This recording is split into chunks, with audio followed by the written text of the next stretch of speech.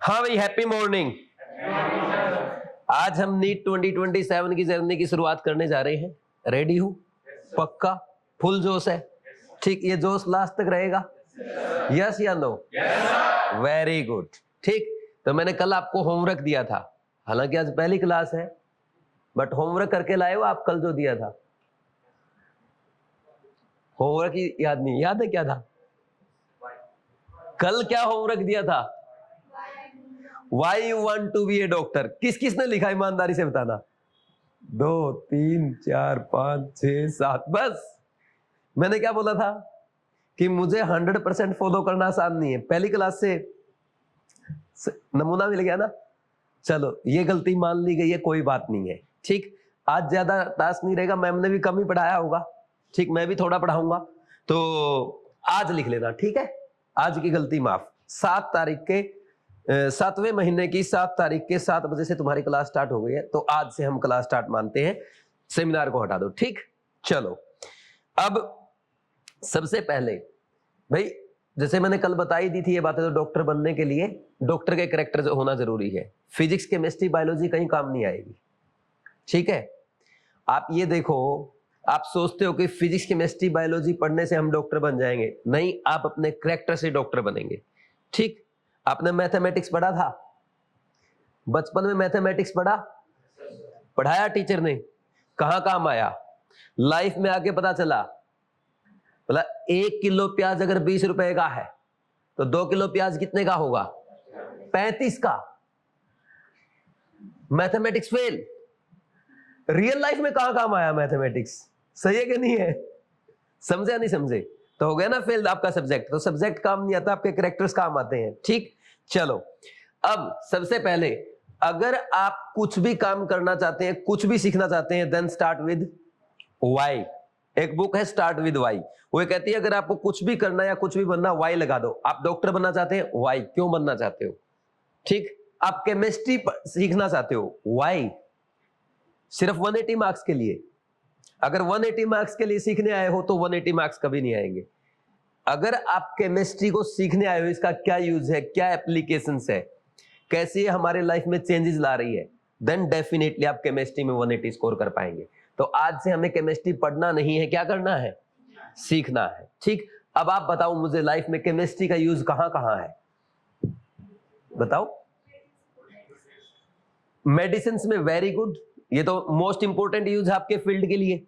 भाई, हम मेडिसिन लेते हैं, वो रिएक्शंस करती है, या मेडिसिन जो बनाई जाती है उसमें डिफरेंट डिफरेंट कंपाउंड यूज किए जाते हैं, मिक्सर बनाया जाता है। ठीक, तो कौन सी रिएक्शन, केमिकल रिएक्शन करानी, केमिकल रिएक्शन करा के पैरासीटामोल बनाते हो, केमिकल रिएक्शन से बनता है। एस्प्रिन बनती है, केमिकल रिएक्शन से बनती है। कहां सीखोगे केमिकल रिएक्शन?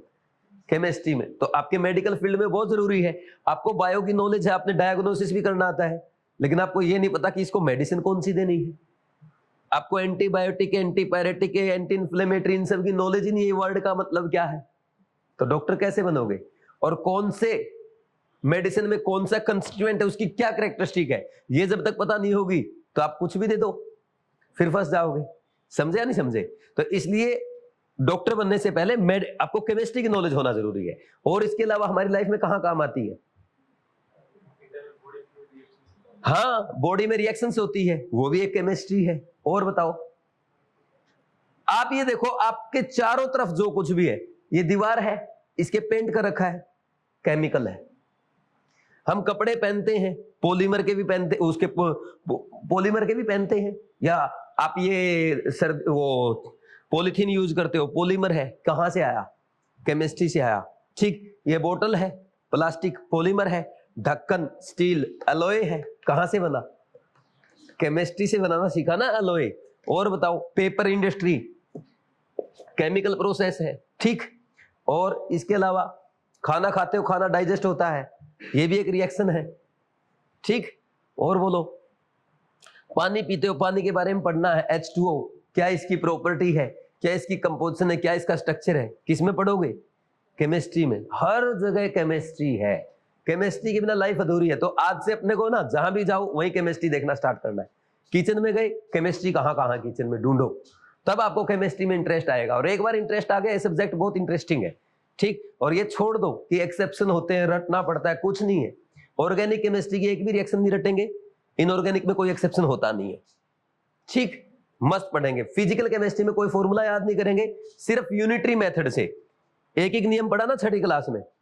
ठीक, ये पढ़ा होगा ना, 20 गायें दूध देती है 10 लीटर, बताओ 50 गायें कितना दूध देगी? 20 गाय ने दूध दिया कितना? 10 लीटर बोल दिया क्या मैंने?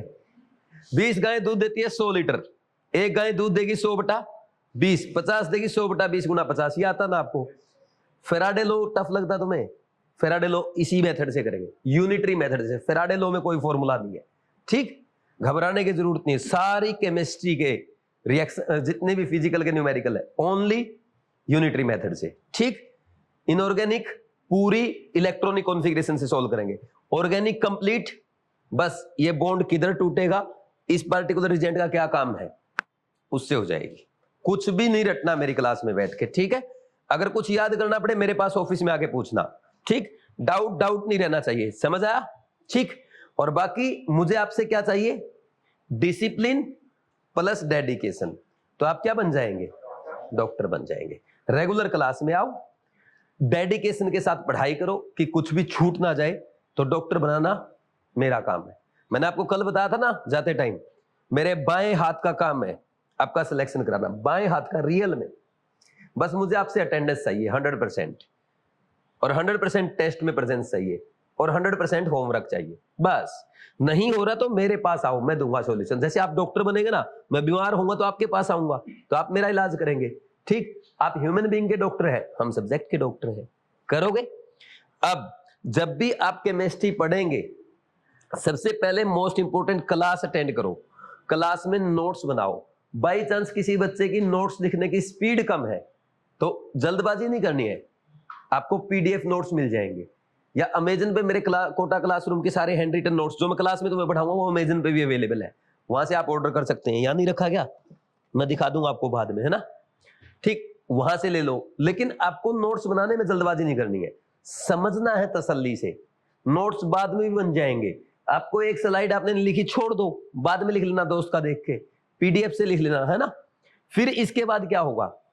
नेक्स्ट घर जाते ही नोट्स कैसे पढ़ने मैंने बताया था आपको। 2-3 मिनट रिमाइंड करो क्या क्या सिखाया सर ने क्लास में। सर ने आते ही ज्ञान बांटा था, डॉक्टर, केमिस्ट्री और ये सब वो सब, discipline dedication equal to doctor, है ना? फिर पूरा लेक्चर 2-3 मिनट, 2 या 3 मिनट में पूरी मूवी रिवाइज हो जाएगी माइंड में।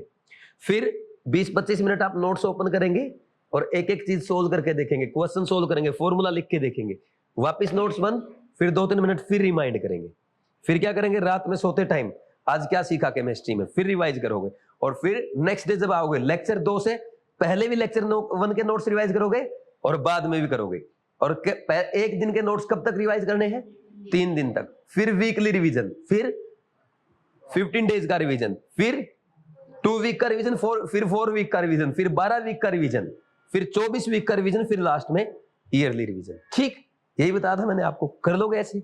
चलो आगे बढ़ जाऊं क्या अब? ठीक, करें स्टार्ट। हाँ अच्छा, फिर उसके बाद नोट्स पढ़ा। नोट्स पढ़ने के बाद आप क्वेश्चन प्रैक्टिस करोगे। क्वेश्चन प्रैक्टिस जैसे ये बुक, ये आपकी 4 बुकलेट है, इनके बाहर आपको कुछ नहीं करना। आपके notes, NCERT, exemplar, question bank 180 out of 180 score करने के लिए मोर देन एनफ है, मोर देन एनफ बोल रहा हूं। ठीक, और बाकी आपके एक टेस्ट। इसके अलावा अगर आपको कुछ करना है तो मेरी परमिशन के बिना नहीं करोगे। ठीक, मैं बताऊंगा आपको, मेरे पास और भी बहुत अच्छे अच्छे क्वेश्चन है, अगर आपको चाहिए होंगे तो मिल जाएंगे, कोई दिक्कत नहीं है। ठीक, लेकिन मेरी परमिशन के बिना आप कोई भी स्टेप नहीं लेंगे। ठीक है, क्योंकि केमिस्ट्री में 180 करना तो मैं करवा सकता हूं। ठीक, नेक्स्ट रेगुलर क्लास में आओ और अच्छे से पढ़ो, शर्माना नहीं है, डाउट पूछो। ठीक, अगर तुम्हें लगता है कि मैंने डाउट पूछ लिया तो ये मेरे बगल वाला क्या सोचेगा, बगल वाले ही कोई औकात नहीं। कल दिखाई दी ना पैरासिटामोल का यूपीएससी नेम पूछ के, ओजोन का ओजोन क्या ये पूछ के, किसी को कुछ नहीं आता है। ठीक, अगर किसी को आता कोई तुम्हें लगेगी सर ये बन रहा है सेंस, मेरे पास ले आना, जो आज पढ़ाया कल इसी में से पूछ लूंगा, फिर गलती करा लूंगा। ठीक, सारे एक समान हो। ठीक, तो हम ईमानदारी से पढ़ेंगे, अच्छे से पढ़ेंगे और सारे अच्छे बच्चे हो। जिस तरह से आज जितने अटेंटिव होके पढ़ रहे हो, अगर ऐसे ही अटेंटिव होके पढ़ोगे तो आप ये देखना मेरी परफॉर्मेंस आपको 10 गुना हो जाएगी। ठीक, करें फिर कंटिन्यू। अब देखो, सबसे पहले वो तो मैंने आपको बता ही दिया, हम क्या पढ़ेंगे, केमिस्ट्री की इंपॉर्टेंस हमने कर ली। अब डेफिनेशन पे जाने से पहले जब भी लेक्चर स्टार्ट होगा मैं आपको हमेशा एक कोट लिखवाऊंगा, और ये कोट कोई गांधी जी का, नेल्सन मंडेला का, अब्राहम लिंकन का, या डॉक्टर बी आर अम्बेडकर का, डॉक्टर कलाम का नहीं है, मैं अपने लिखता हूं, वो लिखवाता हूं। तो आप भी चाहो तो डेली आपने क्या सीखा एक लाइन लिख सकते हो घर पे, मतलब आज आपने पूरे दिन में क्या सीखा अपनी मर्जी से, कहीं एक डायरी बनाओ, वो लिख दो। अगर कुछ नहीं सीखा तो अपनी क्लास वाला नोट्स, क्लास वाला कोट लिख दो। ये अगर आप लिखेंगे 3 महीने के बाद आपकी थॉट प्रोसेस में बहुत ज्यादा डिफरेंस आ जाएगा। आप चीजों को देखते ही समझ जाएंगे कि ये स्टेप, ये डिसीजन लेना है नहीं लेना, ये क्वेश्चन मुझे सोल्व करना है नहीं करना।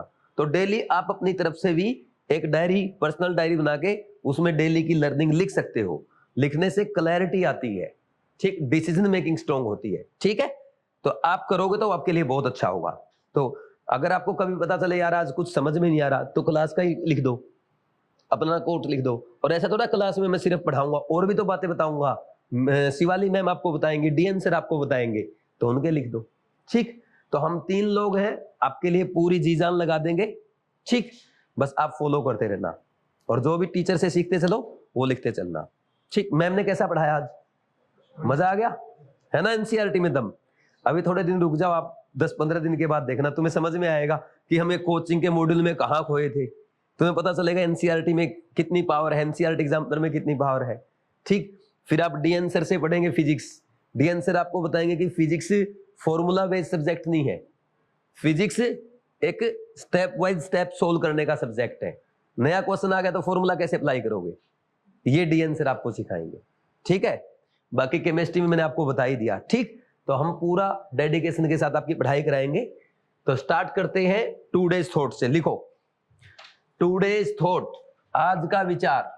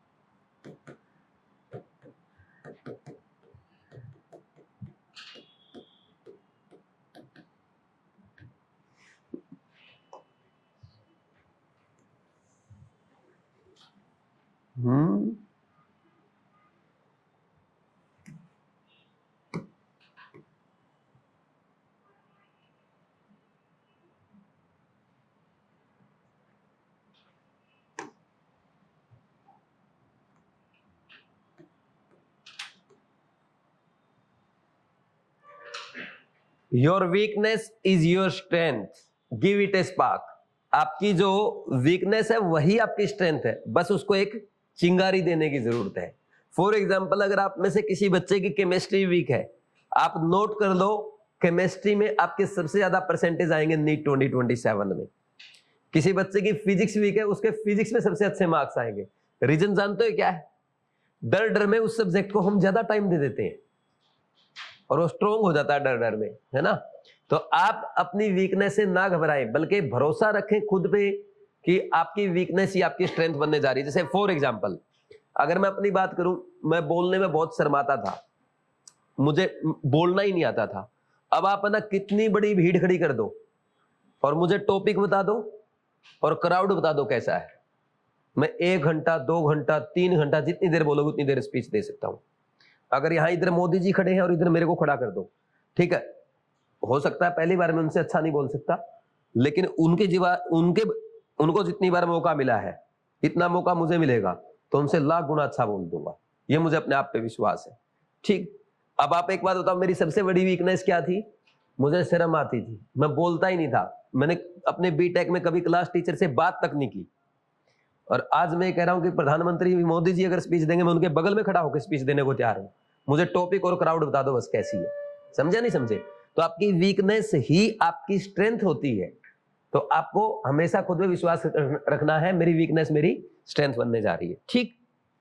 चलो जी, अब एक काम और, जैसे आज के लेक्चर आपने पढ़ा, घर जाके आप क्वेश्चन प्रैक्टिस करोगे। लेक्चर 1 में तो आपको ना ये टॉपिक वाइज दिए रहते हैं, ठीक, मतलब एक्सरसाइज 1 में ये तो टॉपिक वाइज रहेंगे आपके क्वेश्चंस। जो आज पढ़ा जाके वो प्रैक्टिस कर लो। जैसे आज है ना, आप ज्यादा से ज्यादा पहले 7 क्वेश्चन कर पाओगे बस, ठीक। फिर लेक्चर 2 कैसे, जैसे ही आपका एक्सरसाइज 1 कंप्लीट हो जाएगा लास्ट लेक्चर के साथ, फिर आप क्या करोगे, next second atomic structure start कर दोगे। एटॉमिक स्ट्रक्चर का लेक्चर वाइज एक्सरसाइज 1 करते चलोगे। फिर कभी तो 7 क्वेश्चन मिलेंगे, कभी 10 क्वेश्चन मिलेंगे, तो पैरेलल आप 20 क्वेश्चन एक्सरसाइज 2 के, ठीक। फिर नेक्स्ट डे 20 क्वेश्चन, ऐसे करते चलोगे। फिर एक्सरसाइज 3 कर लोगे ऐसे, ठीक है। एक भी एक्सरसाइज नहीं छोड़नी है। नेक्स्ट, और क्वेश्चन जब घर पे सोल्व करते हो ना, ऐसे नहीं, कुछ बच्चे, जैसे मेरी आदत थी, मैं ना कोटा पढ़ता था, नोट्स बनाता था रफ कॉपी में, घर जाके साफ कॉपी में, ठीक। क्वेश्चन सोल्व करता था, क्वेश्चन नंबर 1 इसमें पूरा क्या दिया है पूरा सोल्व कर रहा हूं उसको, मतलब इजी क्वेश्चन को भी सोल्व कर रहा हूं। अगर आपको क्वेश्चन आता है, बस टिक किया आगे बढ़ो, जैसे पेपर में करते हैं वैसे करना है, टाइम वेस्ट नहीं करना किसी में, ठीक है। नोट्स हमेशा साफ कॉपी बनाओगे, साफ कॉपी लेके आए हो ना सारे, वेरी गुड। चलो, सबसे पहले व्हाट इज केमिस्ट्री, बताओ what is chemistry. Chemistry is the branch of science that deals with preparation, properties, structure and reactions of matter. क्या है, कोई भी मैटर है वो क्या कर रहा है, वो कैसे बना है, उसकी फिजिकल केमिकल प्रॉपर्टीज क्या है, वो कैसे रिएक्शंस देता है, और उसका स्ट्रक्चर कैसा है, ये स्टडी तो केमिस्ट्री है। जैसे आप वाटर का एग्जांपल ले लो, वाटर के बारे में आप क्या पढ़ते हो, ये बेंट शेप है, इसमें 2 हाइड्रोजन एटम 1 ऑक्सीजन एटम है, ठीक। ये न्यूट्रल होता है, एसिड के साथ ये बेस का काम करता है, बेस के साथ ये एसिड का काम करता है। प्रिपरेशन कैसे की जाती है, H2 + ½ O2 मिलके क्या बनाएगा, वाटर का एक मॉलिक्यूल बनाएगा। यही तो केमिस्ट्री है, समझा नहीं समझे, तो लिखो ये डेफिनेशन। अच्छा, अगर किसी बच्चे को लगता है कि मुझे नहीं लिखनी डेफिनेशन, मत लिखना, क्योंकि मैं ये मान के पढ़ाऊंगा आपको कुछ नहीं आता, लेकिन केमिस्ट्री की डेफिनेशन आपसे कोई नहीं पूछेगा। आप ड्रॉप ईयर में हैं तो आपको बिल्कुल भी टेंशन लेने की जरूरत नहीं है, किसी को नोट्स बनाने हैं 100 बार बनाओ, लेकिन नोट्स में वही चीजें लिखेंगे इंपॉर्टेंट जो आपके काम आ सकते हैं। ये वो जो मैंने बताया था ना, व्हाइट से हम क्या लिखेंगे, जो आपको आता है या दोबारा रिवाइज करने की जरूरत नहीं पड़ेगी, और आप इसको लिखोगे ब्लू पेन से।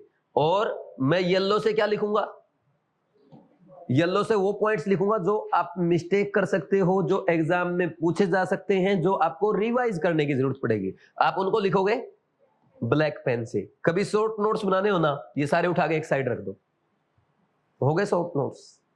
सब कुछ क्यों लिखना है शॉर्ट नोट्स में, ये स्मार्ट स्ट्रेटजी नोट्स बनाने की, ठीक। फिर इसमें जहां पे एनसीईआरटी के इंपॉर्टेंट पॉइंट को मैं येलो से लिखता हूं, ठीक। जो इंपॉर्टेंट पॉइंट आपको याद रखने होते हैं उसमें मैं DR लिख देता हूं। और ऐसे पॉइंट जो आपके नीट एग्जाम में आ सकते हैं या आप जहां पे गलती कर सकते हैं, तो मैंने ऐसा बोला तो आप उस पर खुद डॉक्टर और अपना नेम लिख लोगे, ठीक है। और ये सबसे इंपॉर्टेंट पॉइंट होंगे जो नीट 2027 में सिलेक्शन कराएंगे, ना कि ओनली केमिस्ट्री में। मैम भी बोलती होगी ना, देखो ध्यान रखना बच्चे यहां मिस्टेक करते हैं। अगर मैम ने नहीं बोला ना DR पॉइंट लिखो, तो तुम्हें अंडरस्टूड है, वो मैंने नहीं बोला, DN सर ने नहीं बोला, अंडरस्टूड है, ये गलती जो कर सकते हो DR पॉइंट है। समझे नहीं समझे, कर लोगे तो अपने लिए सबसे इंपॉर्टेंट है। अप्रैल के महीने में ये काम आएंगे। आप कहते हो ना लास्ट वीक में क्या करना, लास्ट वीक में ये करना है, ऐसे स्मार्ट स्ट्रेटजी बनेगी। ये हम कभी भी रिवाइज नहीं करेंगे क्योंकि हम सबको आता है। केमिस्ट्री की डेफिनेशन थोड़ा रिवाइज करोगे, ये वो पॉइंट्स है जो रिवाइज करने होंगे, ये वो पॉइंट्स है जो आपको वीकली मंथली रिवीजन में काम आएंगे, और ये पॉइंट्स आपको एग्जाम से जस्ट 1 महीना पहले काम आएंगे, ठीक है। कर ले, सॉरी 1 वीक पहले काम आएंगे। नेक्स्ट लिखो अब व्हाइट से या अब ब्लू पेन से, what is chemistry, what is chemistry.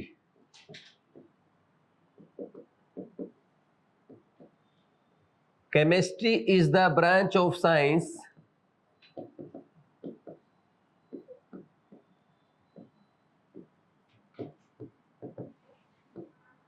that deals with preparation, properties, structure preparation, properties, structure and reactions of matter. अब नेक्स्ट क्वेश्चन अपना यही आएगा, व्हाट इज मैटर। लेकिन उससे पहले आपके एनसीईआरटी में आप स्टार्टिंग में पढ़ेंगे इंपॉर्टेंस ऑफ केमिस्ट्री। उसमें क्या दिया गया है, 2 पॉइंट लिखे गए हैं। Cisplatin and taxol are used for the treatment of cancer and AZT azidothymidine AIDS के ट्रीटमेंट के लिए। ठीक, तो अब इसको ना पूरी लैंग्वेज लिखने की जरूरत नहीं होती, आप ऐसे लिख दो सिस्प्लेटिन एंड टैक्सोल, आगे कैंसर, एजिडोथायमिडिन, AZT, एड्स। मैं ऐसे लिखता हूं, मैं तो पूरा ही लिखता हूं, मेरी आदत है वैसे डिटेल में लिखने की। सिस्प्लेटिन, अब देखना आप मेरा काम, and taxol are used in treatment of cancer. ठीक है, नेक्स्ट AZT एजिडोथायमिडिन, आई भी है क्या इसकी स्पेलिंग में, AZT is used in treatment of AIDS। अब जैसे ही ये क्वेश्चन आएगा ना भाई, एजिडोथायमिडिन किसके ट्रीटमेंट के लिए यूज की जाती है, कैंसर, एड्स, टाइफाइड, मलेरिया, ऐसे कुछ भी आ गया तो बच्चा क्या सोचेगा, केमिस्ट्री इन एवरीडे लाइफ का क्वेश्चन है। लेकिन ये केमिस्ट्री इन एवरीडे लाइफ का क्वेश्चन है क्या, नहीं। किसका क्वेश्चन है ये, मोल कॉन्सेप्ट का। ठीक, some basic concept of chemistry. ठीक है, ऐसे लिखना शुरू करो। अब शॉर्ट नोट्स जब बनाओगे ना, सिस्प्लेटिन टैक्सोल कैंसर, एजिडोथायमिडिन एड्स, तो पूरे पेज पे 2-4 वर्ड लिखने आपको। आप क्या करते हो, छोटा छोटा लिख देते हो, है ना, समझे। आप साइकोलॉजी समझ रहे हैं कैसे काम कर रहे हैं। आप देखना, आप इतने ट्रेन हो जाओगे, आप दूसरे बच्चे जिस चीज में उलझे रहते हैं ना कोचिंग में, आप ये कहोगे ये इतनी आसान है, आप पढ़ा दोगे दूसरे लोगों को, आप इतने तैयार हो जाओगे, जा करके ना प्लेटफॉर्म पे खड़े होकर ऑर्गेनिक केमिस्ट्री पढ़ा दोगे 250 बच्चों को, इतने तैयार हो जाओगे आप। ठीक, नेक्स्ट इसके बाद क्या आएगा, व्हाट इज मैटर। लिखो, what is matter, what is matter. Matter क्या है, आप क्या हो, मैटर हो, आप मैटर नहीं हो। ये बोर्ड क्या है, बोर्ड, ये पेन, ये चश्मा, ये लेक्चर स्टैंड, ये बोतल, ये बेंच, ये मोबाइल फोन, ये एनसीईआरटी, ये फैन, ये एसी, सब क्या है, ये मैटर। अब मैटर की खास बात क्या है, ये बुक है, ये मैटर है कि नहीं है। अच्छा, यहां पे जहां ये रखी, यहां पे कुछ और आ सकता है क्या, नहीं आ सकता ना। तो इसने क्या कर लिया, स्पेस ऑक्यूपाई कर लिया, और मुझे कुछ वजन तो लग ही रहा है इसका, तो इसका मास भी है। तो anything that occupy space and has mass is called, लिख लो, हम सब मैटर है। Anything that occupies space and has mass is called matter। ठीक है भाई, एग्जाम्पल देखो, एग्जाम्पल एनसीईआरटी, ठीक है, question bank, paper, pen, copy, bench, अरे लिख दो 1-2 एग्जांपल ऐसे ही, एटसेट्रा, पानी, सब है ना। कहीं सोचो ये है वाटर, लिख लो 1-2 ऐसा भी लिख लो, केमिस्ट्री वाला भी लिख दो 1-2, वाटर एटसेट्रा, बहुत है यार, ग्लूकोज, CO2, कितने ही लिख दो। करो अब start. Next, classification of matter. Matter को कैसे क्लासिफाई करते हैं, क्लासिफिकेशन ऑफ मैटर, बताओ कितने टाइप से क्लासिफाई किया जाता है मैटर को।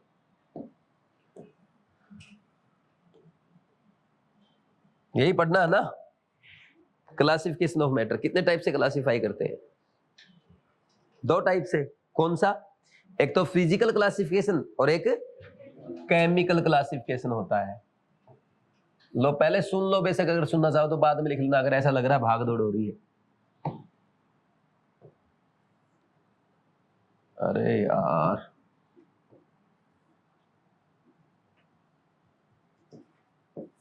फिजिकल क्लासिफिकेशन,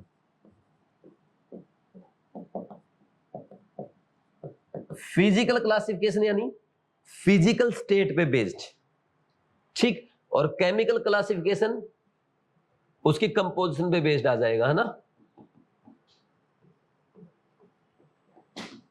बताओ फिजिकल क्लासिफिकेशन में मैटर कितने टाइप का होता है? 3 टाइप का, सॉलिड, लिक्विड और गैस। तो यहां पे मैं इसके 3 पार्ट कर दूं, सॉलिड, दूसरा है liquid and third is gas. Solid की क्या खास बात होती है? जैसे ये सॉलिड है, ठीक। अब इसका जो शेप है वो फिक्स है, ऐसे ही मिलेगा, कल भी आपको कल क्लास में आओगे, ठीक। और वॉल्यूम भी इसका फिक्स है। ऐसा तो नहीं है कल मुंह फुला के बैठी हुई, इतना आधे कमरे में यही बैठी है, ऐसा तो नहीं होगा ना। तो ये जैसा है ये ऐसा ही रहेगा। तो सॉलिड का शेप फिक्स होता है और वॉल्यूम भी फिक्स होता है। तो लिख दे definite shape, definite shape and definite volume. अब आ जाओ लिक्विड पे। लिक्विड में क्या होता है भाई? वॉल्यूम तो फिक्स रहता है। जैसे मान लीजिए इस बोतल में मैंने पानी भर दिया 1 लीटर, तो वॉल्यूम तो इसका फिक्स है 1 लीटर, चाहे आप बोतल में रखो, चाहे बाल्टी में रखो, या आप जग में रखो, मग में रखो, किसी भी चीज में रखो, 1 लीटर पानी 1 लीटर ही रहेगा। लेकिन जैसे ही इसको मैं इस बोतल से निकाल करके ये वाली बोतल में रखूंगा तो इनका दोनों का शेप अलग है, तो वह 1 लीटर वाटर का शेप अलग हो जाएगा। इसको अगर मैं लोटे में रखूंगा तो अलग शेप हो जाएगा, जग में रखूंगा अलग शेप हो जाएगा, समझे नहीं समझे? कटोरे में रखेंगे अलग शेप आ जाएगा। तो शेप क्या होता है? इनडेफिनेट। और वॉल्यूम क्या होती है? डेफिनेट। इनडेफिनेट शेप, सही है ना? बिल्कुल बेसिक से चल रहे हैं। And definite volume. और गैस में, गैस देखो, आप बचपन में गुब्बारा लेके आते थे, अब गुब्बारा मान लीजिए इतना बड़ा है, आप उसको ऐसे दबा दो तो वॉल्यूम कम हो जाएगी, तो वॉल्यूम भी क्या है? इनडेफिनेट। और शेप, जैसे आपने पहले बचपन में ऐसे गोल गोल गुब्बारे भी लिए हैं, ऐसे ऐसे वो लंबे लंबे से आते वो भी लिए हैं, ठीक। तो अलग अलग शेप, मान लीजिए इसमें 1 लीटर गैस है, इसमें भी 1 लीटर गैस है, तो यहाँ पे शेप राउंड है और यहाँ पे देखो जिगजैग टाइप का है, ठीक। तो शेप क्या होता है? इनडेफिनेट। और वॉल्यूम भी क्या होता है? Indefinite. Indefinite shape and indefinite volume, ठीक है। अब देखो सॉलिड के जो पार्टिकल्स होते हैं, सॉलिड एक साथ लिख लेना बेशक, सॉलिड के जो पार्टिकल्स होते हैं वो क्या है? वो एक दूसरे के ऐसे पास पास होते हैं, इनमें स्पेस नहीं होता, बिल्कुल पास पास रहेंगे ऐसे, है ना। इनमें कोई शेप नहीं होता और इसीलिए इनको कंप्रेस करना मुश्किल होता है, इनकम्प्रेसिबल होते हैं। अब ऐसा है क्या, मैं इसको ऐसे दबा के इसको बिल्कुल वो कर दूंगा? नहीं कर सकते ना। जैसे ये है पेन, इसको दबाऊं, नहीं दबता। क्यों? क्योंकि सॉलिड में जो पार्टिकल्स है अब वो बिल्कुल पास पास है, वो फर्दर कंप्रेस नहीं की जा सकते। अगर और कंप्रेस करोगे तो क्या होगा? ये एटम और ये एटम, इस एटम को और इस एटम को मैक्सिमम क्लोज है, और क्लोज लाओगे तो क्या करेगा? इसके इलेक्ट्रॉन रिपेल करेंगे, इसका न्यूक्लियस इसका न्यूक्लियस रिपेल करेगा, फिर वो टूट जाएगा। समझे कि नहीं समझे? तो ये होता है, बिल्कुल पास पास पार्टिकल होते हैं, और इसीलिए इसका शेप फिक्स रहता है और वॉल्यूम भी फिक्स रहता है। अब लिक्विड में देखना, लिक्विड के पार्टिकल है ना पास पास है, क्लोज है, लेकिन बिल्कुल एक दूसरे को टच करके नहीं रहते, ऐसे ऐसे रहेंगे, सही है ना। अब इनका वॉल्यूम तो फिक्स हो गया, लेकिन शेप चेंज किया जा सकता है क्योंकि ये पार्टिकल्स मूव कर सकते हैं, ठीक। इसके पार्टिकल मूव कर सकते हैं क्या? नहीं कर सकते, ये मूव कर सकते हैं। और गैस में तो क्या होता है? ये देखो कितना खुले खुले पड़े हैं, ठीक। अब अगर आप सॉलिड को हीट करते हो तो क्या बन जाएगा? हीटिंग से क्या बन जाएगा? लिक्विड, और लिक्विड को हीट कर दो तो गैस। अब उल्टा करो, गैस को कूल करो, लिक्विड, और लिक्विड को कूल कर दो, सॉलिड बन जाएगा, है ना। अच्छा एक बात बताओ, मान लीजिए वाटर है, वाटर ले लिया आपने 0 डिग्री सेल्सियस पे, क्या होगा? आइस, सॉलिड फॉर्म में होता है। अब जो वाटर है वो सॉलिड फॉर्म में है आइस में। अब आपने क्या किया, इसको हीट कर दिया तो ये लिक्विड फॉर्म में आ जाएगा। फर्दर हीट कर दो, वाटर वेपर्स बन जाएंगे, सही है ना। अब मुझे एक बात बताओ, यहां पे वाटर का मॉलिक्यूल H2O था, तो जब आप इसको हीट करते करते वाटर वेपर्स में ले गए तो ऐसा हो जाता है क्या H2 अलग और O2 अलग? नहीं, सिर्फ फिजिकल स्टेट चेंज होती है। और फिजिकल स्टेट चेंज होने का मतलब पता है क्या है? पार्टिकल बिल्कुल पास पास थे, दूर दूर हुए और दूर दूर हो गए। जैसे आप स्टूडेंट्स बैठे हो सभी, मैं बोल दूं भाई एक बेंच पे 3-3 बैठेंगे, ठीक है, बिल्कुल क्लोजली पैक्ड, एकदम बिल्कुल एक दूसरे को टच करके ऐसे बैठे हो आप, ठीक। फिर मैं बोलता हूं नहीं यार सही अच्छा लग रहा है, ऐसे मत बैठो, एक बेंच पे सिर्फ 2 ही बैठो, एक दूसरे को डिस्टर्ब नहीं करना, थोड़ा दूर दूर बैठो। फिर मैं एक कंडीशन में बोल दूं नहीं एक बेंच पे एक ही बैठेगा, तो तुम्हारा स्ट्रक्चर बदल गया क्या? है ना, तुम्हारी टांग बाजू इधर उधर हो गई होगी ना, फैल गई होगी ना। तुम वैसे ही हो, बस क्या हुआ, तुम में स्पेस में, तो तुम्हारे बीच में डिस्टेंस आ गया, मतलब स्पेस आ गया, समझे कि समझे। तो सॉलिड से लिक्विड, लिक्विड से गैस जाएंगे, पार्टिकल्स दूर हो रहे हैं। तो आप सोच रहे हो सर इतनी छोटी छोटी चीज इतनी गहराई से क्यों बता रहे हैं? ठीक सोच रहे हो ना। ये तुम्हें जो बॉइलिंग पॉइंट और मेल्टिंग पॉइंट के ऑर्डर याद नहीं होते ना, दिक्कत आती है ना बॉइलिंग पॉइंट मेल्टिंग पॉइंट के ऑर्डर याद करने में, तुम वहां पे फील नहीं कर पाते इस चीज को, इसलिए बता रहा हूं। देखो अगर मान लीजिए मैं सॉलिड से लिक्विड लेके जाऊंगा, आइस को क्या करते हो आप पानी में लेके जाने के लिए? मेल्ट करते हो। तो जिस टेम्परेचर पे आइस मेल्ट होगी या कोई सॉलिड मेल्ट होगा लिक्विड में जाएगा, that temperature is called melting point. यानी आपको प्रैक्टिकली क्या करना है, इसके पार्टिकल्स को दूर दूर करना है। तो अगर इसके पार्टिकल में फोर्स ऑफ अट्रैक्शन ज्यादा होंगे तो इनको दूर करना मुश्किल। तो जिसके पार्टिकल्स में ज्यादा फोर्स ऑफ अट्रैक्शन होंगे उसका मेल्टिंग पॉइंट ज्यादा होता है। अब फोर्स ऑफ अट्रैक्शन क्या होते हैं? बहुत सारे टाइप के होते हैं, ठीक। आपके क्या बोलते हैं, हाइड्रोजन बॉन्डिंग है, वंडरवाल फोर्सेज है, इलेक्ट्रोस्टैटिक फोर्सेज है, उनके बारे में हम आगे डिटेल में पढ़ेंगे। लेकिन तुम्हें क्या समझ में आ, जिस पार्टिकल में ज्यादा फोर्स ऑफ अट्रैक्शन उसका मेल्टिंग पॉइंट ज्यादा। एग्जैक्टली वैसे ही लिक्विड को आप हीट करके जिस टेम्परेचर पे गैसियस फॉर्म में लेके जाते हो, that temperature is called boiling point. तो अब किसी लिक्विड के पार्टिकल में ज्यादा अच्छे फोर्स ऑफ अट्रैक्शन होंगे तो उसको दूर करना मुश्किल, और दूर करना मुश्किल तो बॉइलिंग पॉइंट ज्यादा। तो ये चीजें इतने बेसिक लेवल से सीख के चलोगे तब वहां पे आसान लगेगी, क्योंकि फील आएगा ना। अब आप बोलते हो एक्सेप्शन आ गया, अरे एक्सेप्शन कैसे आ गया? तुमने ध्यान नहीं दिया, इसमें हाइड्रोजन बॉन्डिंग थी इसलिए इसका बॉइलिंग पॉइंट बढ़ गया। बढ़ते ना हाइड्रोजन बॉन्डिंग के कारण बॉइलिंग पॉइंट। तो जिस बच्चे को ये फील होगा शुरू में ही कि इसके अट्रैक्शन जो है उसके कारण बॉइलिंग पॉइंट बढ़ा है, फिर दिक्कत नहीं आती, समझे? बोलो कोई डाउट है क्या? नेक्स्ट अब आ जाओ केमिक। बस ये तो इतना ही सीखो, आगे मैं सिखाऊंगा वो दोबारा। लेकिन मैंने बताया कि इतना बिल्कुल माइक्रोस्कोपिक लेवल पे जाके मैं क्यों बता रहा हूं, समझे? Next chemical classification. Chemical classification में कितने टाइप का होता है? 2 टाइप का। कौन सा है? प्योर सब्सटेंस होता है एक तो, और एक होता है आपका इम्प्योर निर्दोष मिक्सर, ठीक। प्योर सब्सटेंस किसे कहते हैं? होमोजेनियस मिक्सर को प्योर सब्सटेंस कहते हैं? नहीं है, elements and compound, very good. लेकिन what is pure substance? Element and compound are part of pure substance. जो सिंगल मॉलिक्यूल, जरूरी है मॉलिक्यूल सही बनाओ, कंपोजिशन एक ही होना चाहिए, मतलब वेरी गुड सही बोले।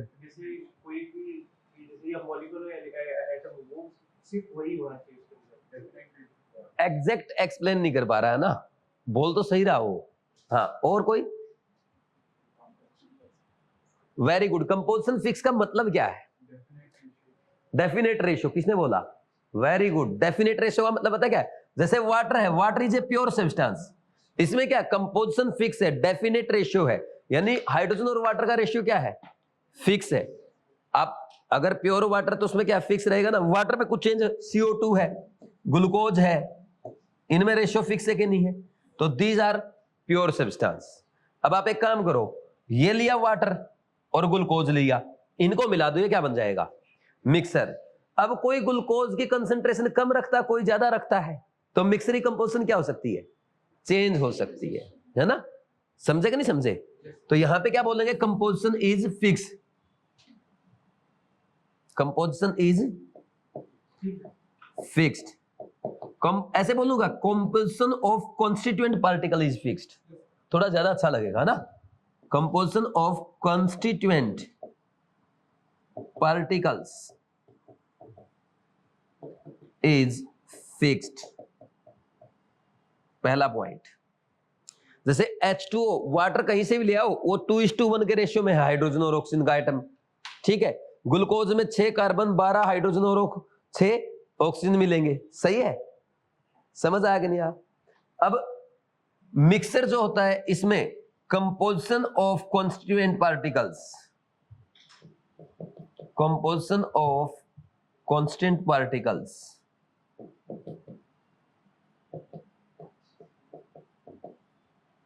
Is not fixed. आप चेंज कर सकते हो, आपको मिक्सर बनाना है वाटर प्लस शुगर का, आपकी मर्जी है, कोई कम मीठा पीता, कोई ज्यादा मीठा पीता है, ठीक। वाटर प्लस अल्कोहल का मिक्सर बनाना है, कोई 30 ml लेता, कोई 60 ml, जिसका जो मन करे, अपनी कैपेसिटी के अनुसार है ना। चलो जी, अब ये तो छोटी बात होगी, ये तो तुम्हें पता थी, अब थोड़ा आगे बढ़ो। अब जो मिक्सर के कंपोनेंट्स होते हैं, क्या हम उनको फिजिकल मेथड से सेपरेट कर सकते हैं? फिजिकल मेथड का क्या मतलब होता है, फिजिकल मेथड्स का क्या मतलब होता है, क्या उनके केमिकल कंपोजिशन में कोई भी चेंज ना आए, हाँ। फिजिकल मेथड्स पूछ रहा हूं मैं, एग्जांपल दो फिजिकल मेथड का। Hand picking, very good, NCERT पढ़ गया ये तो, हाँ वेरी गुड। और डिस्टिलेशन हो गया, क्रिस्टलाइजेशन हो गया, ठीक, छानना है ना, फिल्ट्रेशन। अब कोई आपसे पूछना फिजिकल मेथड से क्या मतलब है, आप उसको ये कहना जो मेथड आप रसोई में बना सको, किचन में जो प्रोसेस आप कर सको ना, दैट इज फिजिकल मेथड, ठीक। और केमिकल मेथड क्या होता है, जो लैब में होगा, समझ आई बात। तो क्या हम एक मिक्सर के कंपोनेंट्स को फिजिकल मेथड से सेपरेट कर सकते हैं? आपने क्या किया, शुगर प्लस वाटर का मिक्सर बनाया, अब पानी को गर्म कर दो, पानी सारा एवेपोरेट हो जाएगा, नीचे क्या होगा, शुगर बच जाएगी। तो पानी और वाटर को आपने, वाटर और शुगर को आपने सेपरेट कर लिया, किस मेथड से, फिजिकल मेथड से, क्या करके, एवेपोरेशन करके। तो आप क्या बोलोगे, components can be separated bye, components can be separated bye physical methods. Example बताओ, लाइक फिल्ट्रेशन हो गया, फिल्ट्रेशन है, हैंड पिकिंग लिखो पहले तो। अब हैंड पिकिंग आप बोलोगे ये कैसे सर, जैसे मान लीजिए नमक और चीनी का मिक्सर बना दिया आपने, तो नमक के पार्टिकल ऐसे अलग अलग कर दो, चीनी के अलग अलग कर दो, हैंड पिकिंग हो गया। फिल्ट्रेशन हो गया, छानना है ना, और बोलो डिस्टिलेशन हो गया, उबालना, और क्रिस्टलाइजेशन, सब्लिमेशन, सारे ही आ जाएंगे इसमें, है ना, क्रिस्टलाइजेशन, सब्लिमेशन, एटसेट्रा। रटना नहीं है ये कोई पूछेगा नहीं, देखो मैंने कहीं येलो पेन चलाया क्या। नेक्स्ट, इसमें क्या बोलोगे, क्या आप वाटर में हाइड्रोजन और ऑक्सीजन को उबाल के, ठंडा करके, क्रिस्टलाइज करके, डिस्टिलेशन करके, फिल्ट्रेशन करके अलग कर सकते हो? वाटर के कंपोनेंट को अलग कर सकते हो क्या? नहीं कर सकते। सो फिजिकल मेथड से प्योर सब्सटेंस के कंपोनेंट अलग नहीं किए जा सकते। किससे कर सकते हो? अब आप कोई केमिकल रिएक्शन कराओ, केमिकल रिएक्शन से हाइड्रोजन और ऑक्सीजन को अलग किया जा सकता है, कर सकते हैं नहीं कर सकते? तो क्या बोलेंगे, components can be separated bye, components can be separated bye, NCERT की लाइन सही है, केमिकल मेथड, केमिकल मेथड बोल दो या केमिकल रिएक्शंस बोल दो, ठीक है। ये लिख लो पूरा चार्ट, फिर आगे बढ़ेंगे। अब नेक्स्ट अगर हम बात करें, प्योर सब्सटेंस दो टाइप का होता है, एलिमेंट एंड कंपाउंड। मिक्सर भी दो टाइप का होता है, homogeneous mixer and heterogeneous mixer. तो किससे शुरू करें? पहले मिक्सर पढ़ा दूं? कुछ भी पढ़ दो, पढ़ना तो अपने को ही है। मिक्सर के दो पार्ट लिखो, ऐसे एरो निकाल के लिखेंगे। मिक्सर कितने टाइप का होता है? दो टाइप का होता है ना। कौन सा कौन सा? पहला है होमोजीनियस मिक्सचर। होमोजीनियस की स्पेलिंग क्या आएगी यार? अब सही लिख दी क्या? देखना एक बार। Next heterogeneous mixture. Homogeneous mixture में बताओ क्या होता है? बोलो। Uniform composition throughout. जैसे आपने क्या किया, पानी लिया, उसमें नमक डाल दो और मिक्स कर दो। अब मैं इसमें नमक डाल दूं तो क्या होगा? यहां नीचे नमक ज्यादा दिखेगा, ऊपर कम दिखेगा, ऐसा? या सब जगह सेम रहेगा? तो इसको कहते हैं होमोजेनियस मिक्सचर। इसकी कंपोजिशन यूनिफॉर्म रहती है through out. Water plus salt हो गया, वाटर प्लस शुगर हो गया, या वाटर प्लस अल्कोहल हो गया। Very good. हाँ, नेक्स्ट। ठीक। दूसरा, अगर मैं इस पानी में यहां पे मिट्टी डाल दूं तो मिट्टी नीचे ज्यादा रहेगी, ऊपर कम रहेगी, यानी नीचे कंसंट्रेशन ज्यादा, ऊपर कम। तो कंपोजिशन थ्रू आउट क्या है? नॉन यूनिफॉर्म है। तो this is known as heterogeneous mixture. Example बताओ। वाटर प्लस सैंड हो गया, और वाटर प्लस ऑयल हो गया, और बस, और मिला दो, नमक चीनी को मिला दो, सॉलिड सॉलिड को मिला दो, उसमें भी सेम थोड़ा रहता है। ठीक। अब बताओ इसका, इसमें लिखो पहले, composition is uniform through out. Uniform throughout. Example बताओ। वाटर प्लस सोल्ट, ठीक है, water plus salt plus sugar भी मिला दो, है ना, ये भी मिक्सर बन जाता है। Water plus alcohol. एक दो एग्जांपल लिख लो, ज्यादा लिखने का क्या मतलब है? ये तो बच्चों वाली बातें चल रही है अभी। ठीक, ये तो सबको आता है, और नहीं आता तो एक बार पढ़ के बस हो गए फ्री, है ना। इसमें क्या होगा? Composition is not uniform throughout. Example बताओ। Water plus sand, water plus oil, पानी में पत्थर डाल दो। ठीक।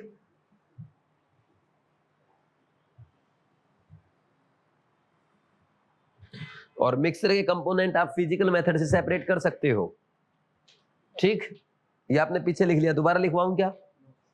मिक्सर के बारे में कुछ और, कोई और बात आपने एनसीईआरटी में पढ़ी हो? बस यही लिखा है। नेक्स्ट आगे बढ़ जाए। Pure substance. प्योर सब्सटेंस कितने टाइप का होता है? प्योर सब्सटेंस दो टाइप का होता है, एक तो एलिमेंट और एक होता है कंपाउंड। एलिमेंट और कंपाउंड को समझने के लिए पहले हमें क्या पता होना चाहिए? एटम और मॉलिक्यूल के बारे में। ये लिख लो एक बार। अब हम पढ़ेंगे what is atom, what is molecule. अगर आपको ऐसा लगे ना क्लास में थक गए तो बोल देना, मैं रुक जाऊंगा, है ना। जोर जबरदस्ती मत करना खुद के साथ। 5 मिनट ब्रेक लेंगे, कुछ नहीं बिगड़ेगा। लेकिन अगर भागते रहेंगे फिर पक्का बिगड़ जाएगा, है ना। बोल दिया करो अगर ऐसा बोरिंग लगने लग जाए। वैसे तो मैं भी कोशिश करूंगा कि मैं तुम्हारे चेहरे देख के पहचान लूं, फिर भी अगर लगे तो बोल देना है, ठीक है। और ऑनलाइन वाले जो रिकॉर्डेड वीडियो देखेंगे उनको खुद से ब्रेक ले लेना बीच में 2 मिनट का। नेक्स्ट, अब इसके बाद क्या आएगा? सबसे पहले atom. What do you mean by atom? Atom क्या होता है? देखो, जैसे ये है हाइड्रोजन, कार्बन, नाइट्रोजन, ऑक्सीजन, ये क्या है? ये सिंगल जो पार्टिकल, इसको एटम कहते हैं। तो एटम क्या है? Smallest unit of matter which take part in chemical reaction. देखो केमिकल रिएक्शन में डायरेक्ट मॉलिक्यूल भी पार्टिसिपेट कर सकता है, लेकिन हम स्मॉलेस्ट यूनिट की बात कर रहे हैं। तो स्मॉलेस्ट यूनिट क्या होती है जनरली? एटम। तो लिखो इट इज, या ऐसे लिख दो, smallest particle of matter which take part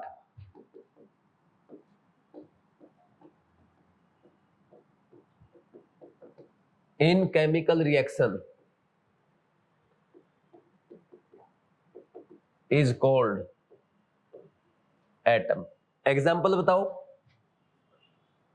example, hydrogen का एटम, कार्बन का, नाइट्रोजन का, ऑक्सीजन का, कॉपर का, सोडियम का, सिल्वर का, सल्फर का, फास्फोरस का, एटसेट्रा। हो जाएंगे ना इतने सारे? कुछ भी लिख दो, 2-4 एग्जांपल्स। एटम में एक सिंगल यूनिट होती है, बस एक होगा, है ना? यानी इंग्लिश का अकेला लेटर, अकेला क्या, लेकिन कॉपर में तो सी और यू भी आ गया, ऐसा नहीं बोलोगे, ठीक है?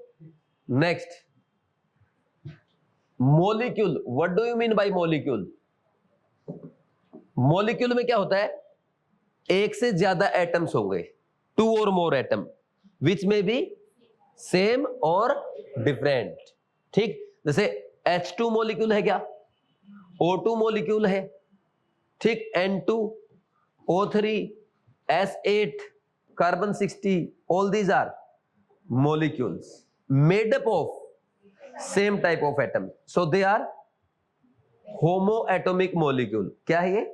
homoatomic molecule। अब मैं मान लीजिए मैं ऐसे कर दूं, H2O, CO2, H2SO4, these are heteroatomic molecule। Compound पे भी नहीं जा रहे, ये कंपाउंड है, बिल्कुल सही है, ठीक। अब इसमें आगे देखो, लिखो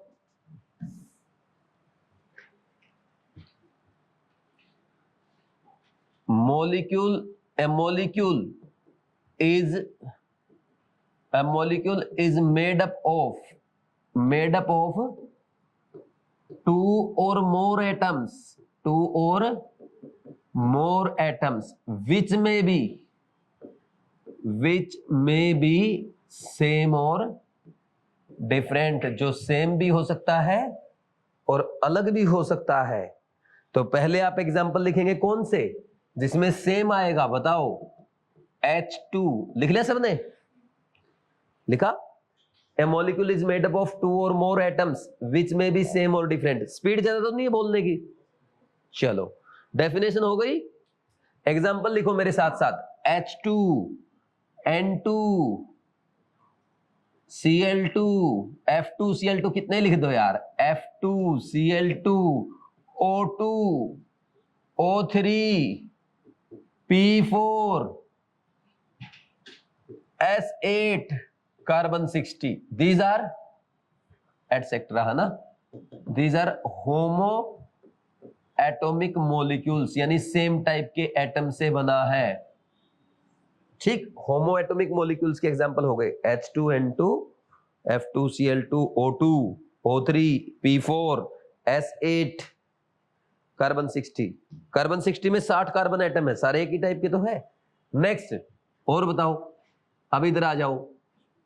सबसे पहले CO, CO2, वाटर, H2O2, और बोलो PCl5, H2SO4, SO3, एटसेट्रा। बहुत है ना? ग्लूकोज का भी लिखवा दूं क्या? C6H12O6, हेटेरोएटॉमिक molecule. क्या हो गई ये?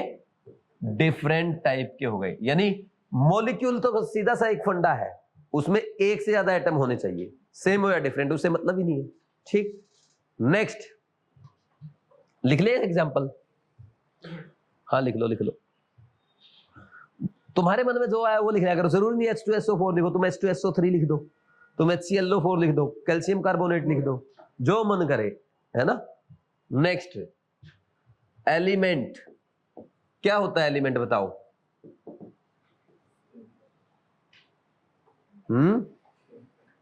Element is made up of same type of atoms और मॉलिक्यूल्स। ठीक, उसमें जो कंस्टिट्यूएंट पार्टिकल होते हैं ना एलिमेंट के, वो सारे सेम होंगे, चाहे वो एटॉमिक फॉर्म में है या मॉलिक्यूलर फॉर्म में। समझ आया? तो क्या लिखेंगे? Element is made up of same type of atoms, यानी एक ही टाइप के एटम होंगे, दूसरे टाइप के एटम नहीं होते, और मॉलिक्यूल्स। अब आप कहोगे सर ये क्या है? एक बार डेफिनेशन लिखो। जैसे element is made up of same type of atoms और मॉलिक्यूल्स। ठीक है,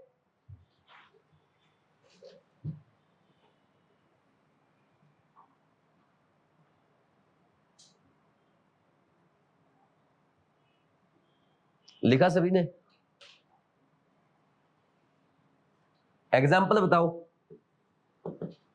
एग्जाम्पल जैसे कार्बन है, ठीक, ग्रेफाइट बोल दो, ग्रेफाइट हो गया। चलो ठीक है, इससे पहले आप एक काम करो। कॉपर है, कॉपर में कोई सोडियम का एटम होता है क्या? आयरन का होता हो? नहीं। कॉपर हो गया, आयरन हो गया, सिल्वर हो गया, सोडियम हो गया, ये हो गया ना सारे। इनमें सब में एक ही टाइप के एटम है। ठीक, कोई डिफरेंट टाइप का एटम तो नहीं है। और बताओ, कार्बन ग्रेफाइट हो गया, कार्बन डायमंड हो गया। ठीक, ये सारे क्या है? इसमें एक ही टाइप के एटम है। कार्बन ग्रेफाइट में सारे कार्बन होते हैं, डायमंड में सारे कार्बन होते हैं। ठीक, और बताओ, अब आ जाओ उसमें जिसमें एक से ज्यादा एटम है, जैसे H2। अब हाइड्रोजन गैस ले ली, हाइड्रोजन एक एलिमेंट है, तो उसमें सारे क्या है? H2 मॉलिक्यूल्स है ना। ठीक, O2 है, O3 है, और बोलो P4 है, और S8 है, कार्बन 60 है। All these are elements. These elements are made up of same type of molecules.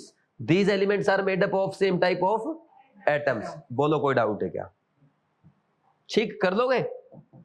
समझ आ रहा ना? Made up of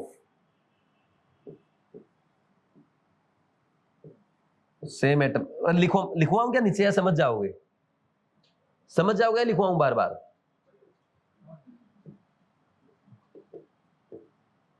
same type of atoms. और ये क्या है? Made up of different type of atoms.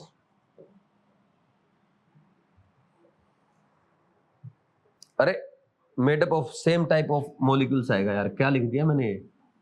Made up of same type of molecules.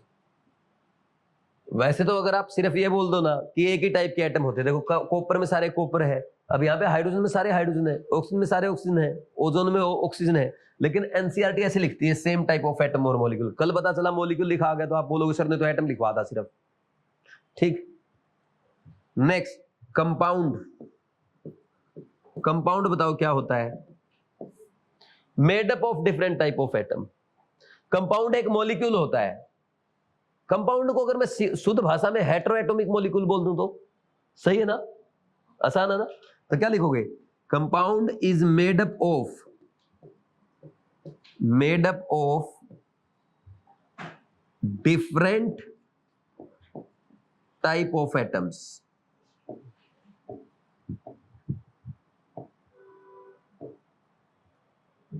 ठीक है, example हेटेरोएटॉमिक molecule के सारे एग्जाम्पल लिख दो। आप लिख दो CO2, H2O, H2O2, calcium carbonate, SO2, SO3, H2SO4। कितने ही लिख दो यार, सारे कंपाउंड है। समझ आया आपको? लिख लो जल्दी से। लिख लिया सबने? अब क्वेश्चन करें। एक क्वेश्चन लिखो। एक आपने वो सुना बकी बॉल बोलते हैं, या बकमिंस्टर फुलरिन बोलते हैं, है ना? तो लिखो कार्बन 60 होता है उसका फॉर्मूला ना, इज है एन एटम अ मॉलिक्यूल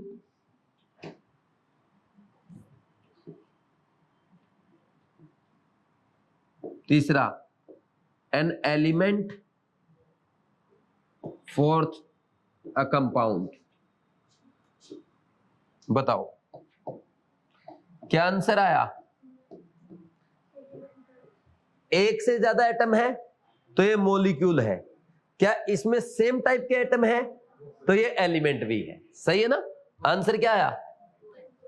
तो कल वाला क्वेश्चन भी हो गया ना आपका, बोथ 2 and 3। कल क्वेश्चन था ना अपना, ओजोन इज, बताओ क्या ओजोन एलिमेंट भी है और मॉलिक्यूल भी है। लिखवाऊं क्या दोबारा से? कर लोगे? समझ गए ना? ठीक है। अब ऐसा क्वेश्चन आ जाए ना, ऐसे बुद्धि खराब हो जाएगी बच्चों की। अभी देखना, तुम लेवल देखना है एनसीईआरटी का। अब मैं जितने भी लाइंस आगे लिखवाऊंगा आपको असर्शन, रीजन या स्टेटमेंट की फॉर्म में, सारी एनसीईआरटी की लाइंस है। ठीक, तो सबसे पहले एक बार फिर रिवाइज करें। एटम क्या होता है? स्मॉलेस्ट पार्टिकल है मैटर का जो रिएक्शंस में भाग लेता है। मॉलिक्यूल वो दो या दो से ज्यादा एटम से बना होता है, जो कि सेम भी हो सकते हैं और डिफरेंट भी हो सकते हैं। ये देखो H2N2 F2Cl2 O2 O3 P4 ये सारे सेम एटम से बने हैं, होमो एटॉमिक मॉलिक्यूल। ये different CO CO2 H2 H2 O2 PCl5 etcetera hetero atomic molecule हो गया। नेक्स्ट एलिमेंट, एलिमेंट किससे बना होता है? सेम टाइप ऑफ एटम और मॉलिक्यूल। ये सारे इसमें सेम टाइप के एटम है, कॉपर, आयरन, है ना, ग्रेफाइट, डायमंड एटसेट्रा। इनमें यहाँ पे H2O2 O3 P4 ये क्या है? सेम टाइप के मॉलिक्यूल से बना है। कंपाउंड क्या होता है? Made up of different type of atoms. ठीक, CO CO2 H2 H2O2, यानी आप ये बोल सकते हो hetero atomic molecules are compound. सही है ना ये लाइन? अब एक बात बताओ, क्या सारे मॉलिक्यूल एलिमेंट है? अब मैं कुछ लाइंस बोल रहा हूं, सुनना ध्यान से।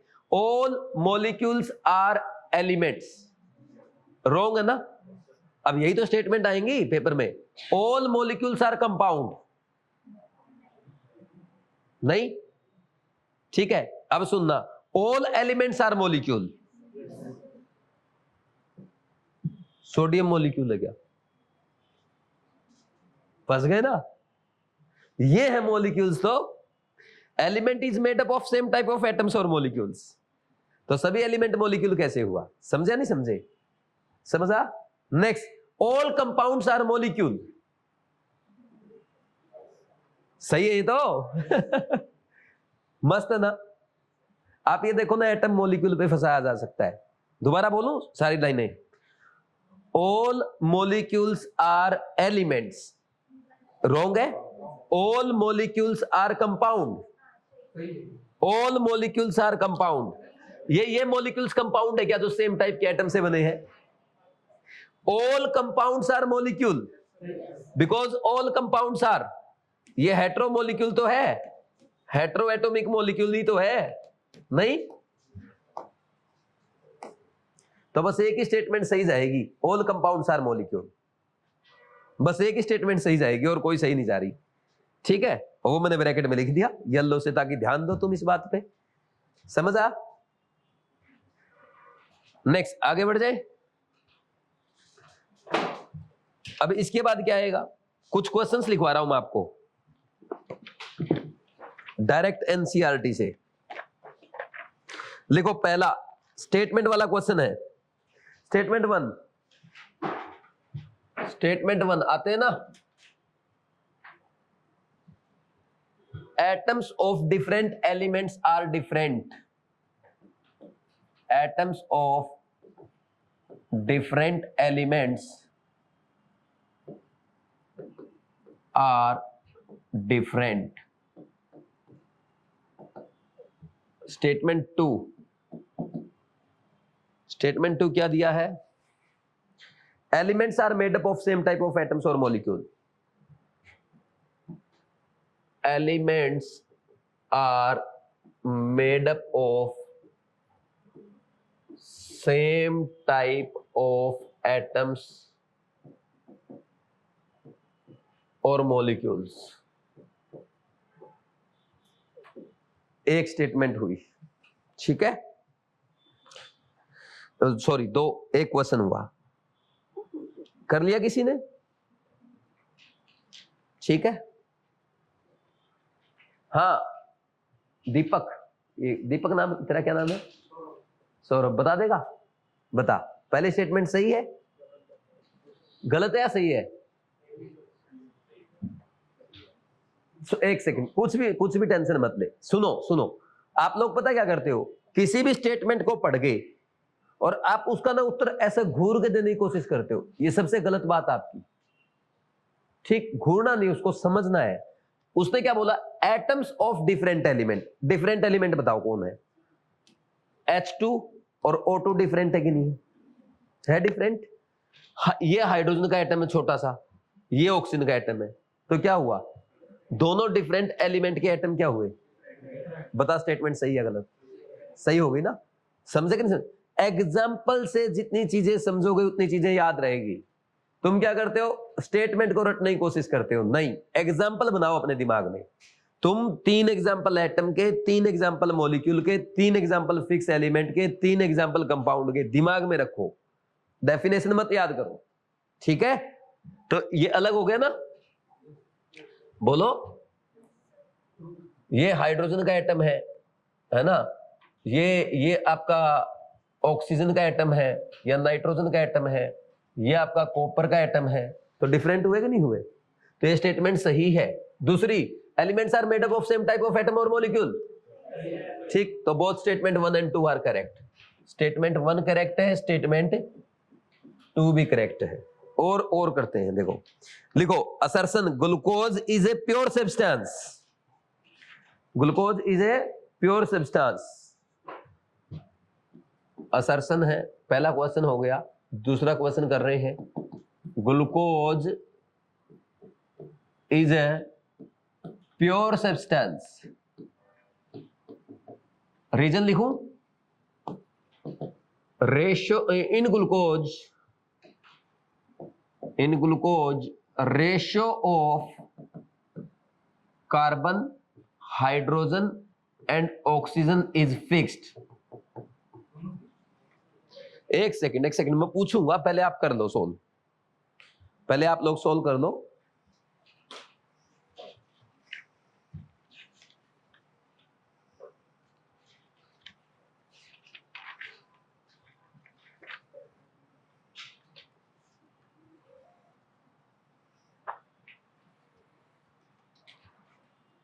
लिख लिया? बताओ क्या है? असर्शन सही है, रीजन सही है, और रीजन करेक्ट एक्सप्लेनेशन है या नहीं है? पक्का? लास्ट में दोस्त समझ आया नहीं आ? पक्का? क्यों एक्सप्लेन कर रहा है इसको, बता सकता है? बोल, गलती तो होगी यार। असर्शन सही, ग्लूकोज प्योर सब्सटेंस है। भाई कोई भी एक केमिकल सब्सटेंस है, ये हो गया ग्लूकोज, ये प्योर है कि नहीं है? क्यों प्योर है ये? क्योंकि इसकी कंस्टिट्यूएंट एटम्स की कंपोजिशन क्या है? फिक्स है। 6 कार्बन 12 हाइड्रोजन फिक्स है ना, और 6 ऑक्सीजन। तो असर्शन करेक्ट, रीजन भी correct, and reason explains assertion. कोई भी घबराएगा नहीं, शर्माएगा नहीं, है ना, कोई बात नहीं। आज फर्स्ट क्लास होगी, गलतियां होंगी, धीरे धीरे सीख जाओगे सब, बहुत आसान है केमिस्ट्री। नेक्स्ट, फिर असर्शन रीजन लिखते हैं।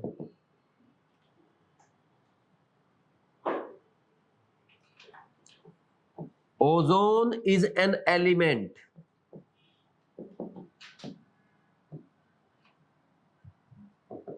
Reason, an element is made up of 2 or more atoms, नहीं, 2 or more atoms which may be same or different।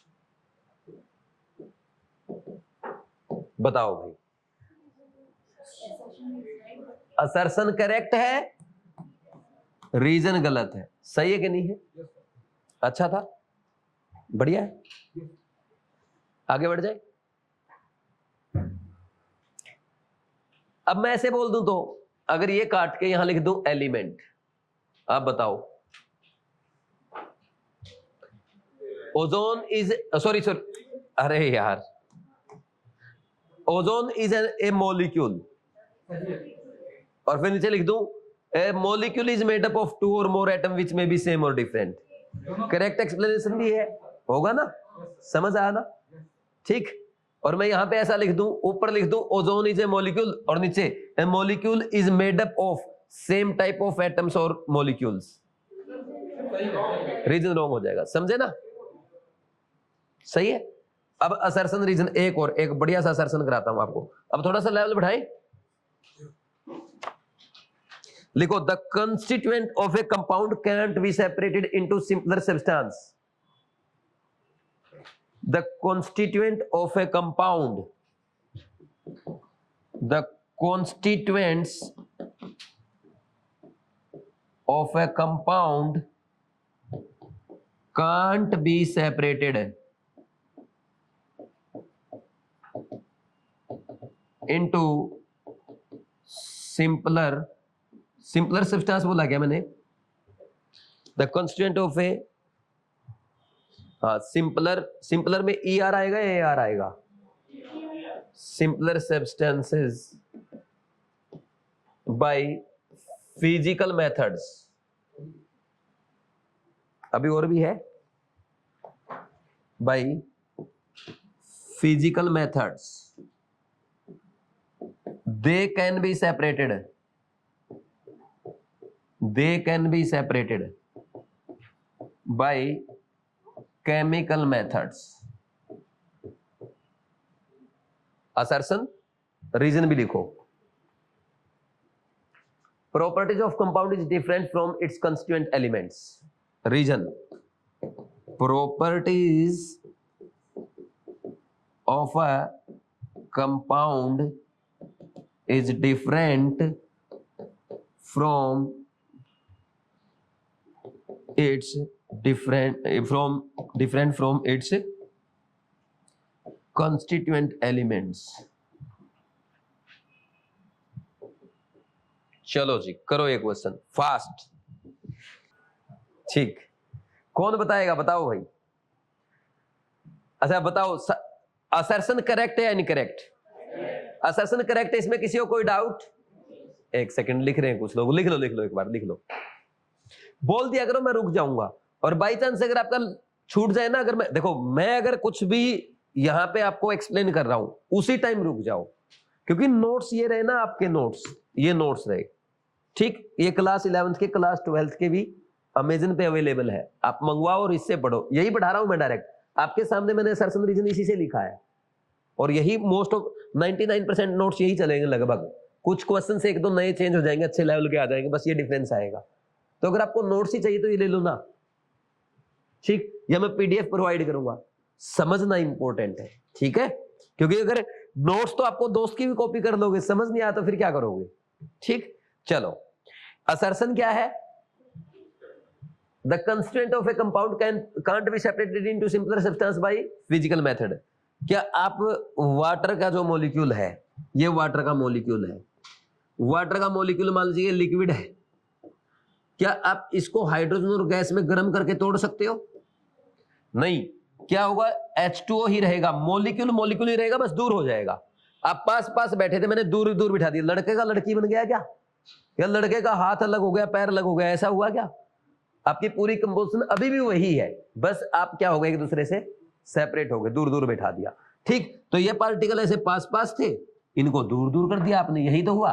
तो फिजिकल मेथड से आप हाइड्रोजन ऑक्सीजन को अलग नहीं कर पाए, कॉन्स्टिट्यूएंट एलिमेंट को सेपरेट नहीं कर सकते। दे can be separated by chemical method, ये बिल्कुल सही है, समझा? Assertion correct. रीजन पढ़ो, properties of a compound is different from it's constituent element. सही है ये बात? कोई इसका एक्सप्लेनेशन दे सकता है, एग्जांपल दे सकता है? एक सेकंड, कोई और आप बताओ बेटा।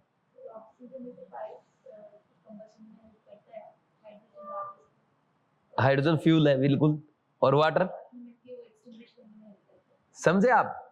वो बोल रहा है properties of a compound is different from its constituent element.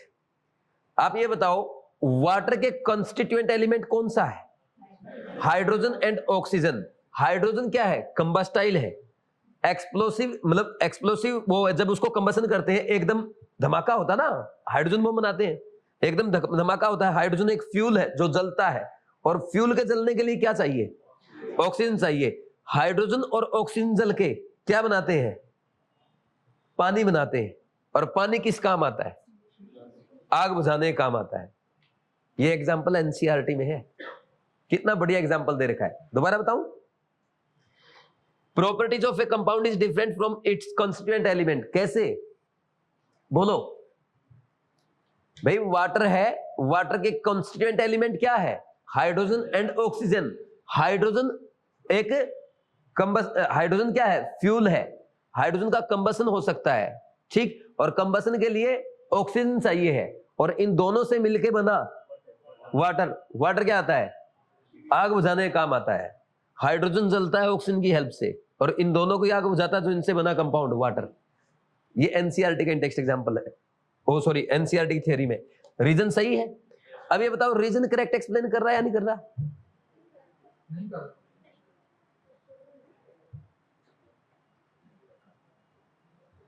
भाई आप किसी भी, अब हाँ ये बात, असर्शन रीजन के क्वेश्चन में सबसे बड़ी प्रॉब्लम बच्चों को कहां आती है कि रीजन एक्सप्लेन कर रहा है या नहीं कर रहा।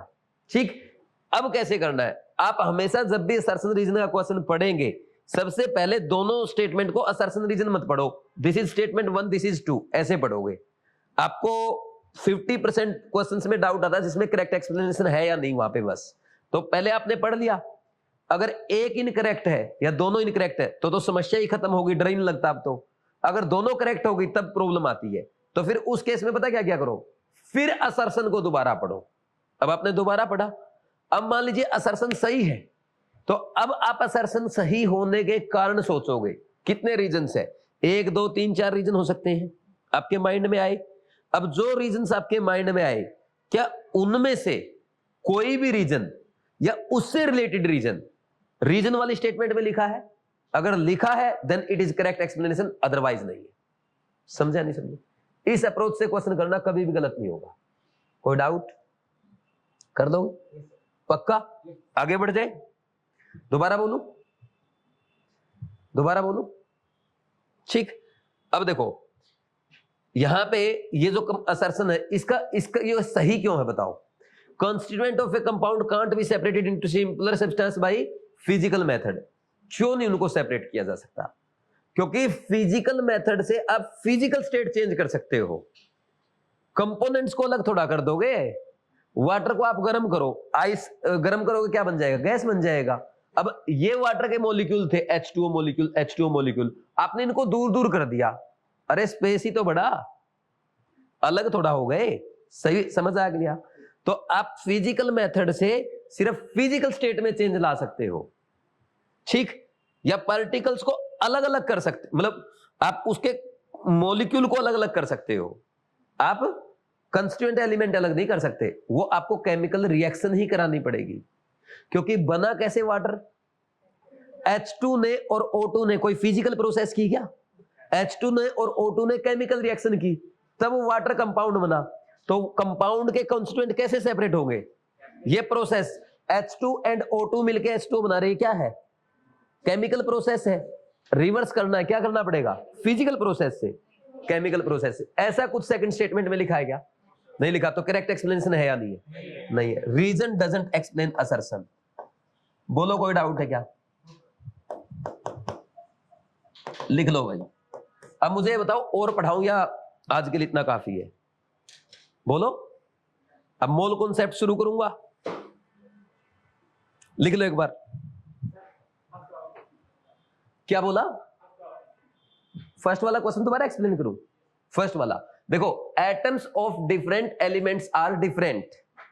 भाई डिफरेंट एलिमेंट तूने ले लिया, एक तो हाइड्रोजन ले लिया, एक ऑक्सीजन ले लिया, तूने और कोई ले लिया, मान लीजिए यहां पे नाइट्रोजन ले लिया, ऑक्सीजन ले लिया, कोई और ले ले, Cl2 ले ले।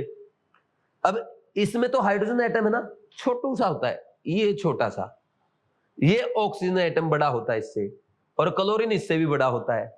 तो ये हाइड्रोजन, ऑक्सीजन और क्लोरीन के एटम सेम है क्या? नहीं है, ये डिफरेंट एलिमेंट्स थे, इनके एटम्स क्या होंगे? डिफरेंट ही तो होंगे। Next, elements are made up of same type of atom और मॉलिक्यूल, ये तो आपके क्या है? स्टेटमेंट है। ठीक, बोलो कोई डाउट है क्या? समझ आ? देखो अब अपने पास है ना लेक्चर के लिए 15 मिनट बची है, तुम कहो तो समझाऊं या थक गए आज? आज के लिए मुझे लग रहा चेहरे देख के काफी है ना, सही ना, क्योंकि थोड़ा सा ज्यादा ही पढ़ा दिया। एक आध और करा दो सर रीजन। ठीक, अच्छा तुम्हें ना एनसीईआरटी दिखाता हूं मैं एक बार। एनसीईआरटी देखो, पहले मैं ये बता देता हूं, ये रहा,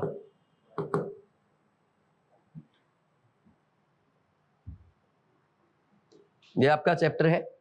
इसमें जो नई एनसीईआरटी होगी ना आपके पास, ये तो डेफिनेशन है केमिस्ट्री की, पढ़ लोगे आप। ये डेवलपमेंट ऑफ केमिस्ट्री मत पढ़ना, इसमें बता रखा कि पुराने टाइम में क्या हुआ, कैसे केमिस्ट्री डेवलप हुई, कोई नहीं पूछेगा ये, है ना। हाँ, ये यूपीएससी के लिए है। ठीक, इंपॉर्टेंस ऑफ केमिस्ट्री, ये आप पढ़ लेना, रीडिंग कर लेना, है ना। ठीक, ये इंपॉर्टेंट था, मैंने लिखवा ही दिया आपको येलो से। नेक्स्ट, और मैटर की डेफिनेशन, फिजिकल क्लासिफिकेशन, ये हो गया, ये पढ़ना आपको, है ना। ये सब मैंने आपको करवा दिया, ये मिक्सर, प्योर सब्सटेंस, ये सब करवा दिया, है ना। आगे बढ़ो, आगे बढ़ो। अरे चल भाई, बढ़ नहीं रहा है यार। ठीक, आप कहां तक पढ़ लोगे इसको? क्लासिफिकेशन ऑफ मैटर आ गया ना। ये जितना भी हाईलाइट कर रखा ना सारा पढ़ा दिया मैंने आपको। ये देखो, ये लाइन थी वो जहां से मैंने असर्शन रीजन बनाया, the properties of a compound are different from those its constituent element, यही थी ना वो सेकंड स्टेटमेंट। ठीक, और ये atoms of different element are present in a compound in a fix and definite ratio and this ratio is characteristic of a particular compound, पढ़ लेना इसको। ये वो एग्जांपल रहा। For example, hydrogen and oxygen are gases whereas the compound formed by their combination, that is water, is liquid. It is interesting to note that hydrogen burns with a pop sound, ऐसे धमाका होता है, ठीक, and oxygen is a supporter of combustion but water is used as fire extinguisher. Hydrogen जलती है oxygen के support से, आग लग गई, इसको बुझाएगा इनसे बनने वाला कंपाउंड। कितना इंटरेस्टिंग एग्जांपल है एनसीईआरटी में, तो ये एनसीईआरटी की पावर है। ठीक, प्रॉपर्टीज क्या हुआ? प्रॉपर्टीज दो टाइप की होती है, एक तो फिजिकल प्रॉपर्टी और केमिकल प्रॉपर्टी। फिजिकल प्रॉपर्टी में आप मैटर का कलर पढ़ते हो, ऑर्डर, स्मेल आ गई, melting point, boiling point, density etcetera. Chemical property में भाई उसकी कंपोजिशन क्या है, वो कंबस्टाइल है या नहीं है, उसकी रिएक्टिविटी कैसी है, एसिड के साथ, बेस के साथ, अदर कंपाउंड के साथ। ये लाइन लिखवाऊं क्या? लिखवाऊं क्या? Properties of matter, physical and chemical. यार कोई जरूरत थोड़ी यार इसकी, है ना, कहो तो लिखवा देता हूं। फिजिकल प्रॉपर्टी तो ना आप ऐसे ही कंपाउंड की, किसी भी मैटर की फिजिकल प्रॉपर्टी आपको बतानी है, उसकी कंपोजिशन चेंज करने की जरूरत है क्या? नहीं, ऐसे ही बता सकते हो। सॉलिड, लिक्विड, गैस, कलर कैसा है, स्मेल कैसी है, इसका मेल्टिंग पॉइंट, बॉइलिंग पॉइंट कितना, ऐसे ही बता सकते हैं। लेकिन केमिकल प्रॉपर्टी कैसे पता चलती है? केमिकल रिएक्शंस करवा के उसमें कंपोजिशन में चेंज आएगा। ठीक, वाटर अलग अलग रिएक्शन देगा अलग अलग कंपाउंड के साथ। ठीक, बस ये पढ़ना है यहां तक। अब ये इसके बाद का जो ये फिजिकल मेजरमेंट है ना आपके, एरर और वो सिग्निफिकेंट फिगर्स, ये आपको डी आंसर करा देंगे। ठीक, यहां से एक क्वेश्चन आता है इस बार, तो सर करवा देंगे उसमें पूरा, है ना, मैंने बोल दिया उनको।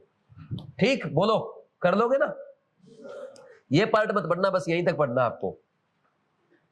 ठीक, अब ये भी लिखना चाहो तो लिख लो, लो एनसीईआरटी की लाइन है, फिर प्रॉपर्टीज ऑफ मैटर।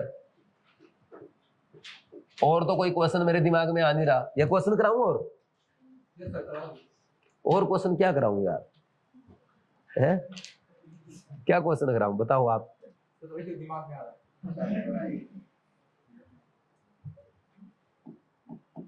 लिखो फिर, diamond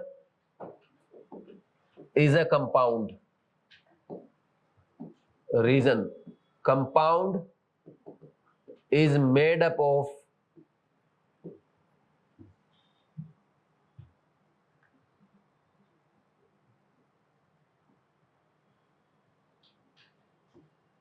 two or more atoms which may be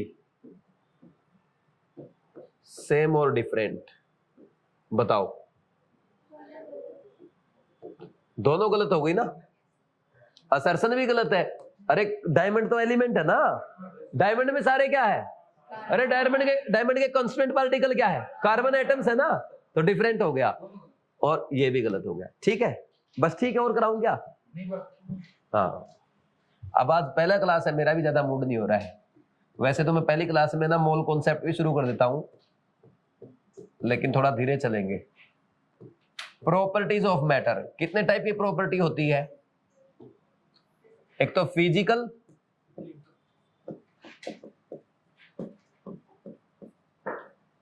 और chemical property.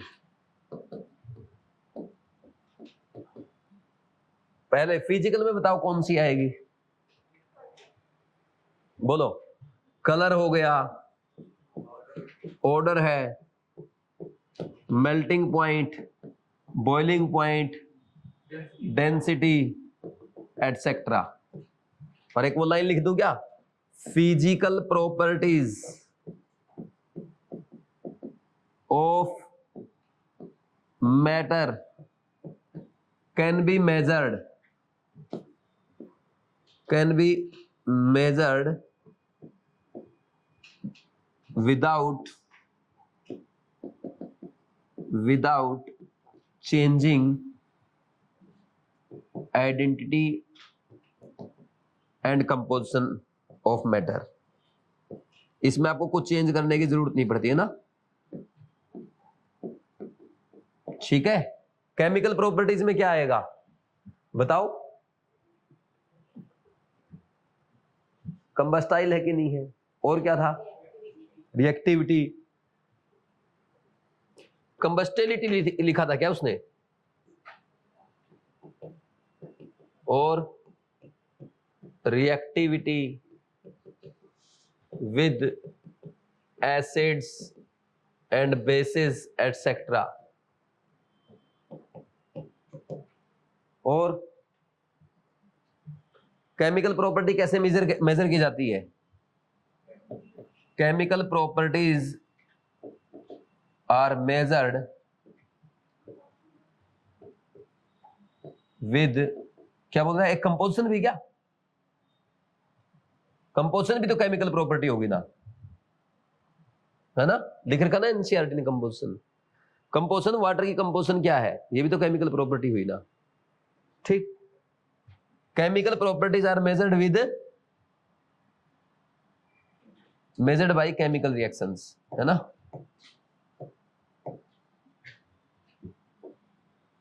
Bye performing chemical reactions of matter. ये कैसी रिएक्शन देगा, ये रिएक्शन देगा या नहीं देगा, ये सब है ना।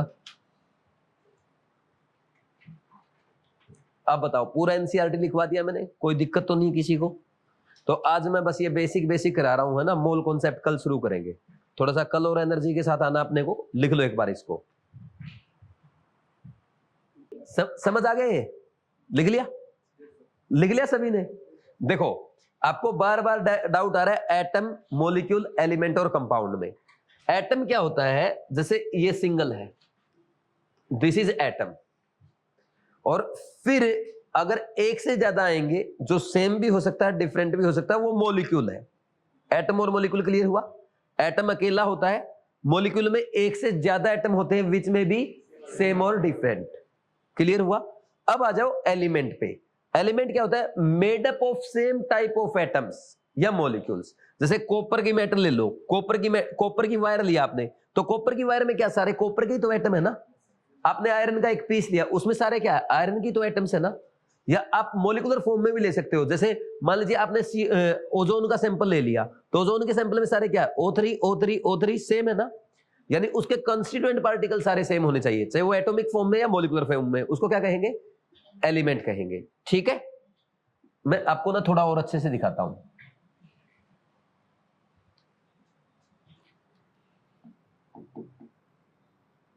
ये एटम है, हाइड्रोजन, कार्बन, नाइट्रोजन, ऑक्सीजन, सोन। मॉलिक्यूल, एक से ज्यादा एटम, विच में भी सेम और डिफरेंट। जैसे आप ये लिख दो H2 N2 O2 O3 P4 S8, ये ऐसे मॉलिक्यूल हो गए जिसमें सेम टाइप के एटम्स है। दूसरा एक ये भी तो हो सकते हैं जिसमें डिफरेंट टाइप के हैं, CO है, CO2 है, ठीक, H2O है, H2O2 है, H2SO4 है, ठीक है ना, समझ आया। फिर इसमें आएगा आपका एलिमेंट। एलिमेंट में क्या होगा, एलिमेंट में सेम होगा, जो पार्टिकल ना सबसे छोटा पार्टिकल वो सेम होगा, सेम पार्टिकल होते हैं। सेम पार्टिकल मतलब चाहे वो एटम है या मॉलिक्यूल है, समझ आई बात। जैसे मान लीजिए आपने ले लिया कॉपर है, आयरन है, सिल्वर है, डायमंड है, ठीक, ग्रेफाइट है, इसमें सब क्या है, इसमें सारे कॉपर के एटम है, इसमें सारे आयरन के हैं, इसमें सारे सिल्वर के हैं, डायमंड में सारे कार्बन के हैं, समझ आ। फिर आ जाओ इस पे।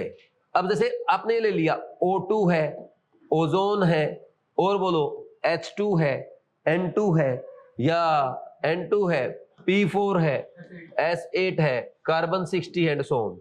अब आप ये देखो, यहां पे मैंने ऑक्सीजन का सिलेंडर लिया, इस सिलेंडर में क्या है, ये O2 मॉलिक्यूल, ये O2 मॉलिक्यूल, ये O2 मॉलिक्यूल, ये O2 मॉलिक्यूल, सारे पार्टिकल क्या है, सेम है कि नहीं है, क्या है, सारे पार्टिकल O2 मॉलिक्यूल्स है। ओजोन में आ जाओ, O3 है, O3 है, O3 है, O3, ये क्या हो गया, सेम, ठीक, सेम टाइप ऑफ मॉलिक्यूल से बना है। लेकिन इसमें है ना, ये डेफिनेशन एनसीईआरटी ने मॉलिक्यूल लिख तो रखा है, ज्यादा बेटर आपको ये कंफ्यूज कर रहा ना, आपको एलिमेंट कंफ्यूज, एलिमेंट ही तो कंफ्यूज कर रहा ना। उसमें आप एक काम करो, ये लिख दो made up of same atoms, बस ये लिख दो। आपको मॉलिक्यूल कंफ्यूज कर रहा है वहां पे, मॉलिक्यूल इसलिए कंफ्यूज कर रहा है क्योंकि आप बोलोगे सर ये H2O में भी तो सारे पार्टिकल सेम है, ये दिक्कत करेगा फिर तुम्हारे, समझ आई कि नहीं आई बात। तो आप सीधी एक बात बैठाओ दिमाग में, elements are made up of same type of atoms, compound are made up of different type of atom. यानी मॉलिक्यूल दो टाइप का होता है, एक तो उसमें सेम एटम होते हैं और एक डिफरेंट एटम होते हैं। सेम एटम वाला एलिमेंट बनाएगा, डिफरेंट वाला, अब क्लियर हुआ, पक्का। वो एनसीईआरटी की लैंग्वेज के चक्कर में लिखवा दिया मैंने, नहीं मेरी जल्दी आदत है, मैं सीधा लिखवाता हूं made up of same type of atom, तुम उसको हटा ही दो, वो गड़बड़ कर देगा, है ना।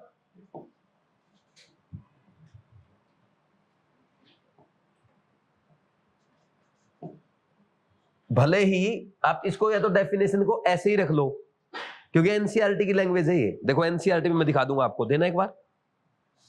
एनसीईआरटी में एलिमेंट की डेफिनेशन पे आओ आप।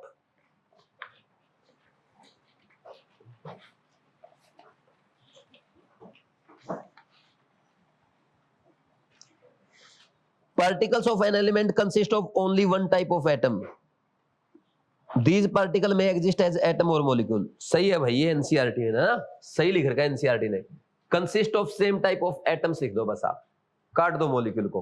वो बोल रहा है they may exist as atoms or molecule, ये लिख लो बेशक, they may exist as, या ऐसे लिख लो element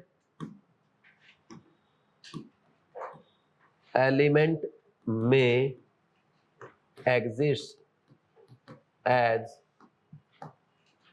atom or molecules,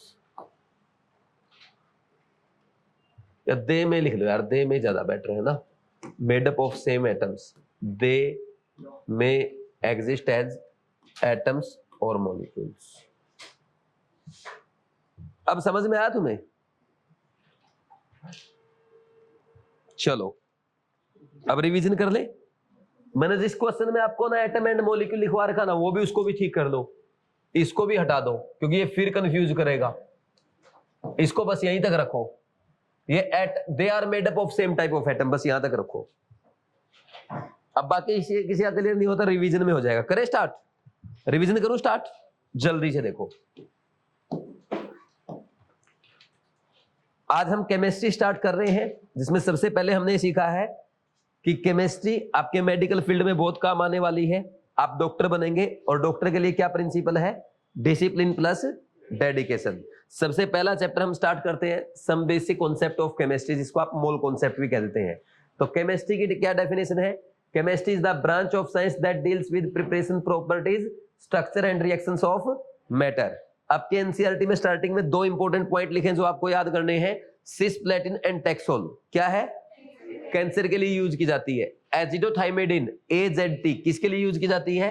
ads के लिए यूज की जाती है। तो ऐसे मेडिसिन में यूज होता है। और केमिस्ट्री का इसके अलावा आपके एग्रीकल्चर इंडस्ट्री में या हमारे इंडस्ट्रियल पर्पज में, लेबोरेटरी में, ठीक, हमारी बायोलॉजिकल लाइफ में, है ना, क्लोथिंग में, डाइज इंडस्ट्री में, पॉलीमर इंडस्ट्री में, हर इंडस्ट्री में केमिकल्स का यूज होता है।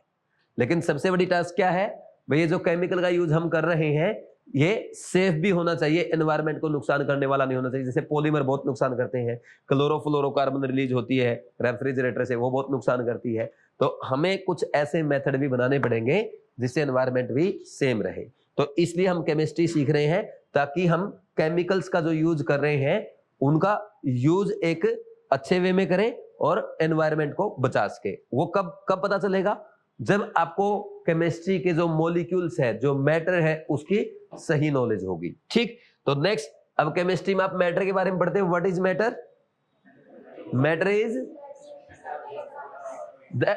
Anything that occupies space and has mass is called matter. ठीक, आपकी बुक्स है, पेपर, पेन, हम खुद, हमारे कपड़े, सब क्या है? मैटर है। क्लासिफिकेशन ऑफ मैटर दो टाइप से क्लासिफाई किया गया, फिजिकल एंड केमिकल। फिजिकल में तीन होता है, सॉलिड, लिक्विड, गैस। सॉलिड में क्या होता है? बोलो, definite shape and definite volume. और लिक्विड में इंडेफिनेट शेप, इंडेफिनेट वॉल्यूम। से वॉल्यूम 1 लीटर है पानी की, बोतल में रखोगे तो बोतल का शेप लेगा, और जग में रखोगे तो जग का शेप ले लेगा। गैस इंडेफिनेट शेप और इंडेफिनेट वॉल्यूम होता है। नेक्स्ट, सॉलिड को हीट करोगे लिक्विड, लिक्विड को हीट करोगे गैस, उल्टा कूलिंग कर दो, गैस से लिक्विड, लिक्विड से सॉलिड बन जाएगा। Next, chemical classification, pure substance और मिक्सर। दो टाइप का होता है।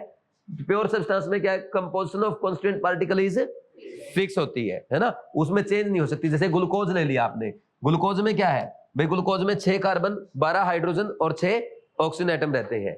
वहीं मिक्सर में कंपोजिशन क्या होती है? चेंज हो सकती है। मिक्सर आप बनाते हो, आप वाटर प्लस शुगर मिलाते हो, आपकी मर्जी, कितना ही मीठा पानी बनाओ। वाटर प्लस अल्कोहल बनाते हैं, कितना ही बढ़िया पैक बनाओ। ठीक, अब प्योर सब्सटेंस जो है उसके कंपोनेंट आप फिजिकल मेथड से सेपरेट नहीं कर सकते, केमिकल मेथड से सेपरेट कर सकते हैं। क्यों? क्योंकि कोई भी प्योर सब्सटेंस अगर बन रहा है, किसी न किसी केमिकल रिएक्शन से बन रहा है। ठीक, किसी न किसी प्रोसेस, मतलब केमिकल प्रोसेस से ही तो बनेगा, फिजिकल प्रोसेस से नहीं बनता कभी। तो उसको सेपरेट भी किससे कर सकते हो? केमिकल प्रोसेस से। लेकिन मिक्सर को आप सेपरेट कर सकते हो उसके कंपोनेंट को, किससे? Physical method, like hand picking, filtration, distillation, crystallization etcetera. Mixture दो टाइप का होता है, होमोजेनियस, हेटेरोजेनियस। होमोजेनियस मिक्सर में यूनिफॉर्म कंपोजिशन या कंसंट्रेशन क्या रहती है? थ्रू आउट सेम रहती है, water plus salt, water plus alcohol etcetera. Heterogeneous में यूनिफॉर्म नहीं होती, वाटर प्लस सैंड हो गया, वाटर प्लस ऑयल हो गया। प्योर सब्सटेंस एलिमेंट और कंपाउंड दो टाइप का होता है। इससे पहले एटम और मॉलिक्यूल पढ़ेंगे। एटम क्या है? एक सिंगल पार्टिकल होता है जो केमिकल रिएक्शन में पार्टिसिपेट करता है, hydrogen, carbon, nitrogen, oxygen, copper का एटम। मॉलिक्यूल क्या होता है? Made up of 2 or more atom which may be same or different. अगर सेम एटम है H2, N2, F2, Cl2, O2, O3, P4, S8, carbon 60, these are called homoatomic molecule. Different है तो CO, CO2, H2, H2O2, हेटेरोएटॉमिक molecule. अब आ जाओ element में। Element में एक ही बुद्धि लगाओ, element is made up of same atoms. वो एटम मतलब एक ही टाइप के एटम हो सकते हैं या मॉलिक्यूलर फॉर्म में भी आ सकते हैं। जैसे कॉपर, आयरन, सोडियम, इनमें सब क्या है? एटॉमिक फॉर्म में है। लेकिन H2, O2, O3, P4, S8 इनमें मॉलिक्यूलर फॉर्म में है। सही है। Next, compound is made up of different type of atom. ठीक, CO, CO2, H2, H2O2, CaCO3, SO2 etcetera. यानी मैं क्या बोल सकता हूं? Elements are made up of same atoms, compounds are made up of different atom. अब सही है ना? पक्का क्लियर हुआ? अब कहीं दिक्कत नहीं आएगी। कार्बन 60 क्या है? Atom, element, molecule, compound. Carbon 60 element and molecule. ये देखो statement 1, atom of different element are different. भाई हाइड्रोजन का, नाइट्रोजन का, कॉपर का, सबके एटम अलग है ना? सही स्टेटमेंट है। Element are made up of different type of, made up of same type of atom, ये भी सही है। ठीक, क्योंकि एक ही टाइप के एटम से बने होते हैं। Next, assertion reason, glucose is a pure substance. सही स्टेटमेंट है। अब ये ग्लूकोज प्योर सब्सटेंस क्यों है आप बताओ? क्योंकि इसके constituent element carbon, hydrogen, oxygen की कंपोजिशन फिक्स है। रीजन में यही लिखा है क्या? तो रीजन सही भी और इसका करेक्ट एक्सप्लेनेशन भी है। Assertion ozone is an element, बिल्कुल सही स्टेटमेंट है। क्यों? Because ozone is made up of same type of atoms. Reason पढ़ो, an element is made up of 2 or more atom which may be same or different. सही है क्या? ये तो मॉलिक्यूल की डेफिनेशन है। Elements are made up of same type of atoms only. Next assertion, the constituent of a compound can't be separated into simpler substance by physical method, they can be separated by chemical method। Physical method से separate नहीं कर सकते, chemical method से separate कर सकते हैं। क्यों? क्योंकि कोई भी कंपाउंड अगर बन रहा है, CO2 बना, कार्बन प्लस O2 ने रिएक्शन की तब CO2 बना। अब CO2 को वापस रिएक्शन बैकवर्ड करनी है तो क्या करना पड़ेगा? केमिकल रिएक्शन बैकवर्ड करा रहे हो, यानी केमिकल मेथड से ही सेपरेट करोगे। समझे या नहीं समझे? रीजन असर्शन सही है। Reason properties of a compound is different from its constituent element, बिल्कुल सही है। वाटर में हाइड्रोजन और ऑक्सीजन है। हाइड्रोजन क्या होता है? कंबस्टाइल है। ऑक्सीजन क्या है? उसको जलने में सहायक मदद करता है। लेकिन उनसे बना कंपाउंड वाटर क्या करता है? आग बुझाता है। सही है ना? तो रीजन भी सही है, लेकिन करेक्ट एक्सप्लेनेशन नहीं है क्योंकि वो मैंने आपको समझा दिया। डायमंड क्या है? कंपाउंड है क्या? नहीं, एलिमेंट है। Compound is made up of 2 or more atom which में भी सेम और डिफरेंट। नहीं, कंपाउंड सिर्फ डिफरेंट एटम का बना होता है। प्रॉपर्टीज ऑफ मैटर फिजिकल होती है, colour, order, melting point, boiling point, density etcetera. ये आप है ना मैटर की कंपोजिशन में या उसकी आइडेंटिटी में चेंज किए बिना आइडेंटिफाई या मेजर कर सकते हो। केमिकल प्रॉपर्टी हो गई कंबस्टिबिलिटी और reactivity with acid base etcetera. Chemical properties को मेजर करने के लिए आपको केमिकल रिएक्शन करवानी पड़ती है। ठीक, समझे कि नहीं समझे? बस आज के लिए इतना काफी है। आप एक काम करना, आज अपने क्वेश्चन बैंक से पहले 7 क्वेश्चन करना सिर्फ, ठीक? और एनसीईआरटी में जो मैंने बता दिया मैटर के बारे में पूरा पढ़ लेना। पढ़ लोगे? ठीक है भाई, अच्छे समझ में आया आपको? अच्छा, इसमें ना अवगाद्रो नंबर ये तो मैंने कराया ही नहीं है। आप एक काम करोगे, आज के लेक्चर में सिर्फ पहला क्वेश्चन कर सकते हो आप। एक्सरसाइज 1 का क्वेश्चन नंबर 1 करोगे ओनली, और कुछ नहीं कर सकते आप। ठीक है, थैंक यू।